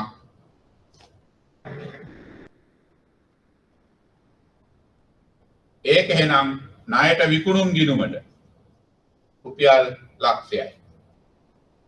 අන්න ඔය විදිහට සටහන් කියන එක තමයි මේ කියන්නේ ලෙජරේ සටහන් තියෙනවයි කියන එක. එහෙමනම් ඉතුරු ටික ටක් ගාලා සටහන් තියන්න. ප්‍රශ්නයක් තිබ්බොත් අහන්න. මොකද ඔය එකක් ප්‍රශ්න පත්‍රයේ අනිවාර්ය කොටස් දෙකම. බොහෝ විට ගිණුම්කරණයේ පළවෙනි දෙවෙනි ප්‍රශ්නේ ඕවා තමයි එන්නේ. ඒ නිසා මේ ටික ඕන වෙනවා. හරියට තියාගෙන යන්න. ගෙදර නෙවෙයි කොහේ හිටියත් කමක් නැහැ. උයන ගමන් කුස්සියේ හරි කමක් නැහැ. නෑ බිලි උඩ තියාගෙන හරි කමක් නැහැ. ලියන්න. මට මේ ටික හදලා කියන්න ටටක් ගාලා. සර් විකුණුම් ණයට විකුණුම් මුදලට විකුණුම් කියලා දෙකක් අනිවාර්යයෙන්ම තියන්න ඕනද? විකුණන්න පුළුවන් ණයටත් විකුණනවා අත්පිටත් විකුණනවා. හරිද? මම මෙතන ගිණුම් දෙකක් පෙන්නනවා ණයට විකුණුම් ගිණුමකුයි අත්පිට විකුණුම් ගිණුමකුයි. හොඳට පැහැදිලි වෙන්න. යම් කෙනෙකුට එක විකුණුම් කියලා ගිණුමක් තියාගන්න පුළුවන්. මුදල් පොත හර අත්පිට විකුණුම් මුදල් පොත හර ලක්ෂයයි බැර වෙනවා විකුණුම් ගිණුමේ අත්පිට විකුණුම් කියලා ඒ විකුණුම් ගිණුම පෙන්වන්න පුළුවන්. ඊළඟ ලක්ෂය විකුණන ණයට ණය ගැතියන්ගේ ගිණුම හර අර විකුණුම් ගිණුමේ ලියනවා ණය ගැතියෝ කියලා ලක්ෂයක්. එක ගිණුම දාගන්න පුළුවන්. සමහර ගිණුම් වලට දාගෙන තියෙන නම් වලින් පොඩි පොඩි පැටලි දෙනවා සර කියන්නේ ගිණුම් කරන්නේ කලින් හදාර නැහැ ඒ නිසා මොකද්ද මම මිලදී ගැනීම වලට අදාළව තොග ගිණුමක් හැටියට මේව කරේ ඒක විකුණුම් කියලා වෙනස් කරගත්තා තොග ගිණුමක් කියන එක විකුණුම් මොකද්ද සම්බන්ධයි ඒ කියන්නේ දැන් බාණ්ඩ මිලදී ගත්තාම මම ජර්නලේ කලින් සඳහන් කරගත්තේ තොග ගිණුමකට තමයි බාණ්ඩ මිලදී ගත්තාම මේක තොග ගිණුමකට හර කරා බාණ්ඩ විකුණුවාම තොග ගිණුමට බැර කරා. එහෙම කලින් සටහන් කරේ. ඒකේ චූටි වැරද්දක් තියෙන ජර්නල් එක හදාගත්තා. නෑ තොග ගිණුමට බෑ තොග ගිණුමට ගැනුම් නම් තොග කියලා ගිණුමට දාගත්තර සාධාරණ තර්කයක් තියෙන්න පුළුවන්. විකුණුම් දාන්න බෑ තොග ගිණුමකට. ගැනුම් නම් ගැනුම් කියලා ගිණුමක් නැතුව ඕන සමහර අය කරන වැඩක් තියෙනවා. මුදල් පොත බැර කරලා තොග ගිණුමකට හර කරගන්න පුළුවන්. මොකද තොගත්නේ ගන්න තොග නිසා. හැබැයි විකුණුම් එහෙම බෑ. විකුණුම් මුදලුයි විකුණුමේ අතර යන්නේ.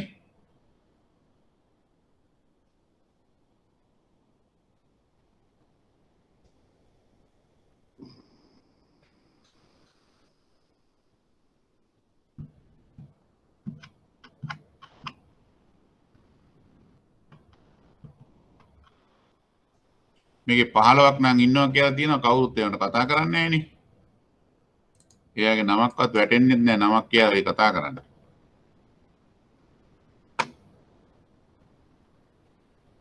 All muted.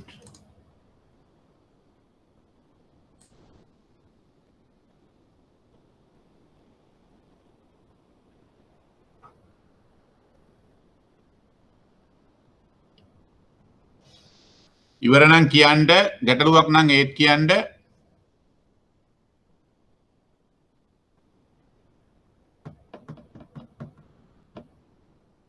ඔයගොල්ලෝ මේ ආයතනෙත් එක්ක කතා කරගෙන මම නම් කැමති දවසක් හරි එනවා නම් මෙහාට.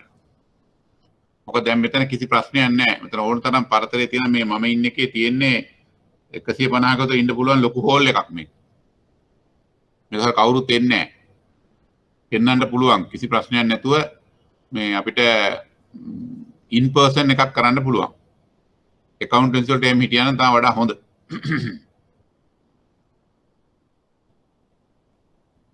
ඒක ඔයගොල්ලෝ කතා කරලා බලන්න මට අදාළ නැහැ මට ඕන දෙයකට ප්‍රශ්න ලැහැත්ති නමුත් ඔයගොල්ලෝ වැඩි ප්‍රයෝජනයක් වෙයි කියලා හිතන හැම වුණොත්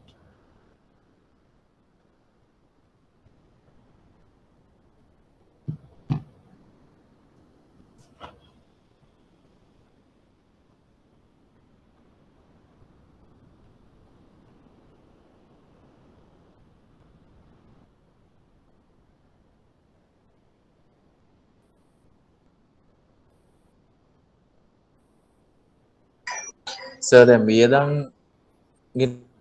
ඔව් ගිණුම් වියදම් ගිණුම ඇතුළට තමයි විදුලි බිල් පත් ගෙවීම. ඔව් නෑ ඊට අමතරව එච්චර හිතන්න එපා ඒකට තියෙන මුදල් පොත වියදම් ගිණුමක් එනවා නම් වියදම් කරන විදුලි බිලට සල්ලි ගෙවනකොට මුදල් වලට මොකද වෙන්නේ? මුදල් අඩු වෙනවා.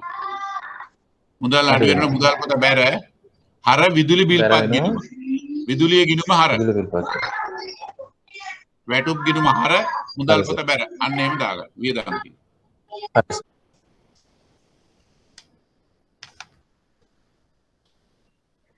මේ රුපියල් ලක්ෂයක බඩු නිකුත් මිලදී ගැනීම කියලා තියෙන්නේ. ඔව්. ඒකේ සටහන කොහොමද යන්නේ? මොකද්ද රුපියල් ලක්ෂයක බඩු ණයට මිලදී ගැනීම. ඔව් ණයට ගන්න. බඩු ණයටද සල්ලි වලටද කියලා හිතන්නේ නැතුව ණයට ගත්තොත් ව්‍යාපාරයට මොනවද හම්බ වෙන්නේ?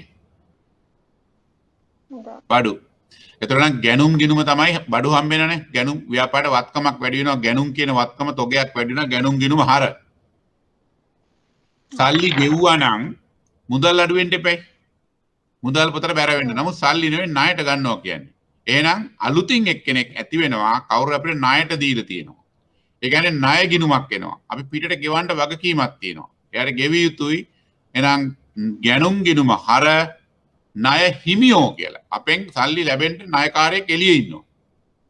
ණය හිමියන්ගේ ගිනුම බැර වෙනවා. ණය හිමියෝ කියලා එකට බැර වෙනවා. මුදල් පොත නෙවෙයි, ඒ කියන්නේ මුදලින් නෙවෙයි ණය නිසා මම ඒක ඌමනාවෙන් දැන් මේ ප්‍රශ්නේ එන්න මතුවෙන්න නොදන්න අයට. ඒතර මුදල් පොතින් මුදල් ගෙවන්නේ නැහැ.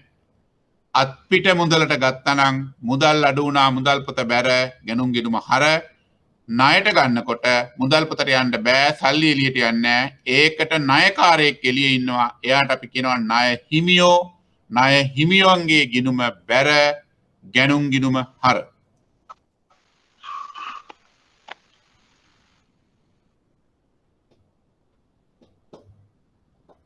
එතකොට ඔන්න ඔය විදිහට 12:45 වෙනකන් කරලා තියෙනවා. දැන් ඔන්න ඔය විදිහේ මේ ගානක් තමයි බොහෝ වෙලාවට තියෙන්නේ. ඔන්න ඕක තමයි බලා ගන්න තියෙන්නේ. ප්‍රශ්න පත්‍රය බැලුවොත් බලා ගන්න ප්‍රශ්න පත්‍රයක් අප්ලෝඩ් කරලා තියෙනවද ඔයගොල්ලන්ට? ඔව් සර්. හරි. ඒකේ බලන්න ඒ ගාන දීලා තියෙන කොහොමද කියලා අන්න ඒ වගේ ගණනුවක් තමයි සාමාන්‍යයෙන් ඕකට එන්න පුළුවන් වෙන්නේ. ඒක ඔය විදිහට ජර්නල් ටික කොහොම ලියා ගන්න පුළුවන්. ගිණුම්ගත කිරීමක් ඔය විදිහට වෙයි. ඔය වගේ ගණනුම තමයි සිද්ධ වෙන්නේ. ඒක නිසා මේ පැත්තට බලලා එහෙම මොකක් කරන්න යන්න.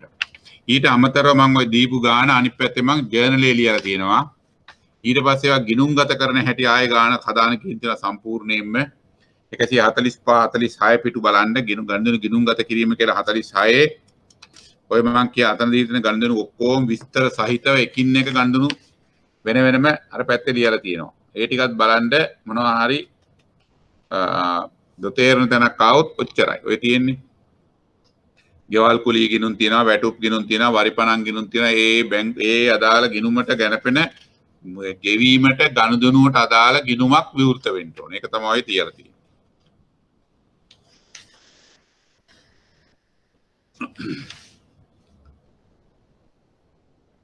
ඒකත් ටැග් ගාලා විනාඩි දෙක තුනකින් බලන්නකො මොකද්ද වෙන්නේ කියලා තමයි තේරුම් ගන්න අපහසුතාවයක් තියෙනවා නම් කොහේ ඕන වෙලාවක කතා කරන්න ප්‍රශ්නයක් නැහැ. මේ ක්ලාස් එකේ මෙතරම කියලා එකක් නැහැ. නමුත් මට කතා කරාට විතර කියන්න පුළුවන් විවේකයක් තියෙන වෙලාවක් ගත්තොත්. එතකොට බලන්න ඒ ටිකෙත් මොනවා හරි ගැටලුවක් පවතීද කියලා.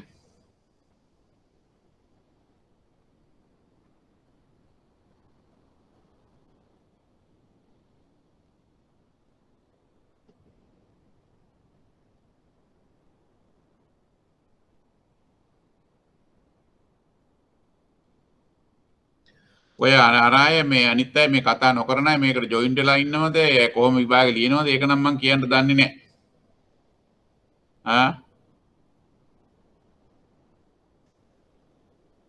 මෙහෙදි නම් මම ඔක්කොගේම බලලා අත්තකරුත් බලලා තමයි යවන්නේ. නැත්නම් මටමයි අපටමයි කියවන්න අමාරු. ඔයාලමයි පේල් වෙන්නේ. නමුත් මට දැන් ඒක බැරි නිසා ඒ කතා කරන්නේ නැතිකොට මට උත්තරයක් දෙන්න අපහසුයි. ඔයාලා තමයි ඒක තීරණයක් ගන්න ඕනේ. මට කියන්න දෙයක් නැත. බලන්න ඒ ගානත් මොනවා හරි ගැටලුවක් එමෙ තියෙයිද කියලා. අර ටික හැදුව කෙනෙකුට ඒ ගානේ කිසිම ගැටලුවක් තියෙන්න බෑ.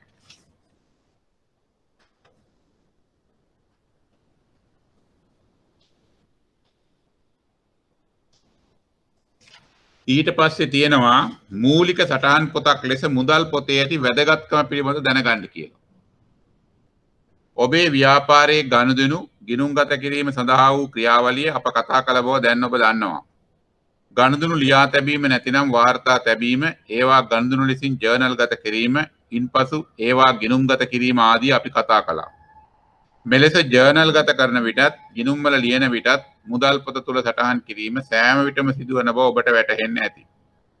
එමෙන්ම ගිණුම් තබන විට වැඩිම ගනුදෙනු සංඛ්‍යාවක් ලියවුනේ මුදල් පොත තුලයි. ඊට හේතුව මුදලින් සිදුවන සියලුම ගනුදෙනු මුදල් පොතේ සටහන් වීමයි. එමෙන් ඔබේ ව්‍යාපාරයේ ගනුදෙනු තුලින් විශාල ප්‍රමාණයක් සැබවින්ම සිදුවන්නේ මුදල් ආශ්‍රයෙන් බැවින් මුදල් පොතේ මෙලෙස නිරන්තරයෙන් ලිවීමට සිදු වෙනවා. මුදල් පොත යනු හොඳම උපයෝගී පොතක්. නැතිනම් මූලික සටහන් පොතක්. ඒ සුවිශේෂී වැදගත්කමකින් යුත් ලේඛනයක්. මුදල් පොත යනු හොඳම උපයෝගී පොතක්. ආපෞලියද මුදලින් සිදුවන ගනුදෙනු වලට අදාළ මූලාශ්‍ර ලේඛන පදනම් කරගෙන ගනිමින් මුලින්ම සටහන් තබන්නේ මුදල් පොත තුලයි. ඒ නිසා ඔබේ ව්‍යාපාරයේ ඔබට ඉතා වැදගත් ලේඛනයක් ලෙස මුදල් පොත හැඳින්වීමට පුළුවන්. අඩුම තරමින් ඔබේ ව්‍යාපාරය තුළ මුදලින් සිදුවන ගනුදෙනු මුදල් පොතක් තුළ සටහන් කිරීමට පුරුදු වෙන්න. එවිට ඔබ උගත් දිත්ත සටහන් මූලධර්මය අනුව ගනුදෙනු වලට අදාළ අනෙක් සටහන අදාළ අනෙක් ගිණුම තුළ තියාගන්න ඔබට ඉබේටම හැකි වෙනවා. මෙලෙස සත්‍ය වශයෙන්ම සිදු වූ මුදල් ලැබීම් හා මුදල් ගෙවීම් පිළිබඳ තොරතුරු ඒවා සිදුවන දිනවලදී ඒ පිළිවෙලට වාර්තා කරන පොත තමයි මුදල් පොත. මේ මුදල් පොතෙන් ප්‍රධාන කාර්යයන් දෙකක් සිදු වෙනවා. එක මූලික සටහන් පොතක් ලෙස කටයුතු කරනවා. දෙක ලෙජර් ගිණුමක් ලෙස කටයුතු කරනවා. මේ අවස්ථා දෙක පිළිබඳව අපි කලින් සඳහන් කරලා තියෙනවා. මූලාශ්‍ර ලේඛන වලින් ලැබෙන තොරතුරු මුදල් පොතේ මූලික ලෙසින් සටහන් කරන බව අපි ඒත් සඳහන් කළා. මෙලෙස මුදල් පොත තුල සටහන් කිරීමට බහුලව බලපාන මූලාශ්‍ර ලේඛන වන්නේ ලදුපත හා වවුචරයයි. හැම වෙලාවෙම ගන්න වෙනවනේ ලදුපතක් දැන් ලැබෙනකොට ඒක ගෙවීමකට වවුචරයක් ලියනවා ඒගොල්ලෝ ව්‍යාපාරවල සාමාන්‍යයෙන් දන්නවා. අන්න ඒක බලාගෙන තමයි බොහෝ වෙලාවට මුදල් පොතේ ගනුදෙනු කරනවා කියන එක තමයි ඔය කියන්නේ. මුදල් ලැබීමේදී භාවිතා කරන්නේ ලදුපතයි. මුදල් ගෙවීමේදී භාවිතා කරන්නේ ගෙවීම් වවුචරයයි. මේ මූලාශ්‍ර ලේඛනවල සඳහන් වන දිනය, විස්තරය, අංකය, අදාළ වටිනාකම ආදිය මුදල් පොතේ අදාළ තීරු වල සටහන් කරනවා. එම ගනුදෙනු සිදු වූ දින අනුපිළිවෙලටයි. ගනුදෙනු මුදල් පොතේ ලිවීමේදී වත්කම් පිළිබඳ මූල ධර්මයට අනුව මුදල් ලැබීම්, මුදල් ගෙවීම් අපි මුදල් පොතේ සටහන් කරනවා. ඒ අනුව වත්කම් පිළිබඳ මූල ධර්මය අනුව වත්කම් වැඩිවීම හර ලෙසත් වත්කම් අඩුවීම බැර ලෙසත් මුදල් පොතේ සටහන් තබන්නේ ද්විත්ව සටහන් මූල ධර්මයට අනුව බව ඔබ සිතට ගත යුතුයි. ඒ ඔක්කොම කළා. මුදල් වැඩිවීම මුදල් පොතේ හර ලෙසත් මුදල් අඩුවීම මුදල් පොතේ බැර ලෙසත් සටහන් කරන්න. ඔය විස්තරයක් තියෙන්නේ මොකද එක එක වර්ගයේ මුදල් පොත් තියෙනවා ඒවන දැනගන්නයි. මේ පිළිබඳ කලින් ඔබ තොරතුරු ගෙනවුම් ලැබුවෙයින් දැන් මේ පිළිබඳ අවස්ථාවක් නැහැ. මුදල් පොතක් පවත්වාගෙන යාමෙන් ඔබට ඇති ප්‍රයෝජන තියෙනවා. මෙලෙස වැදගත් වන මුදල් පොත තුල ලැබීම් ලෙස සටහන් කිරීමට ඔබට මුදල් ලැබෙන මාර්ග ගණනාවක් පවතින්න පුළුවන්. ඒවා කීපයක් මෙසේ දක්වන අතර ව්‍යාපාරවල සිදුවන ගනුදෙනු වලදී ඒවා මීට පෙරද ඔබ ඉදිරිපත් කරනු ලැබුවා. මේවා මුදල් පොතේ හර පැත්තේ සටහන් කරනවා. ඔන්න තියෙන ලැබෙන මුදල් ලැබෙන ඔක්කොම. ඒ වගේම ගෙවන ඒවා වේදන් ඔක්කොම මොනවද කියලා දීලා තියෙනවා. මුදල් පොතේ ආකෘතියක් දීලා තියෙනවා.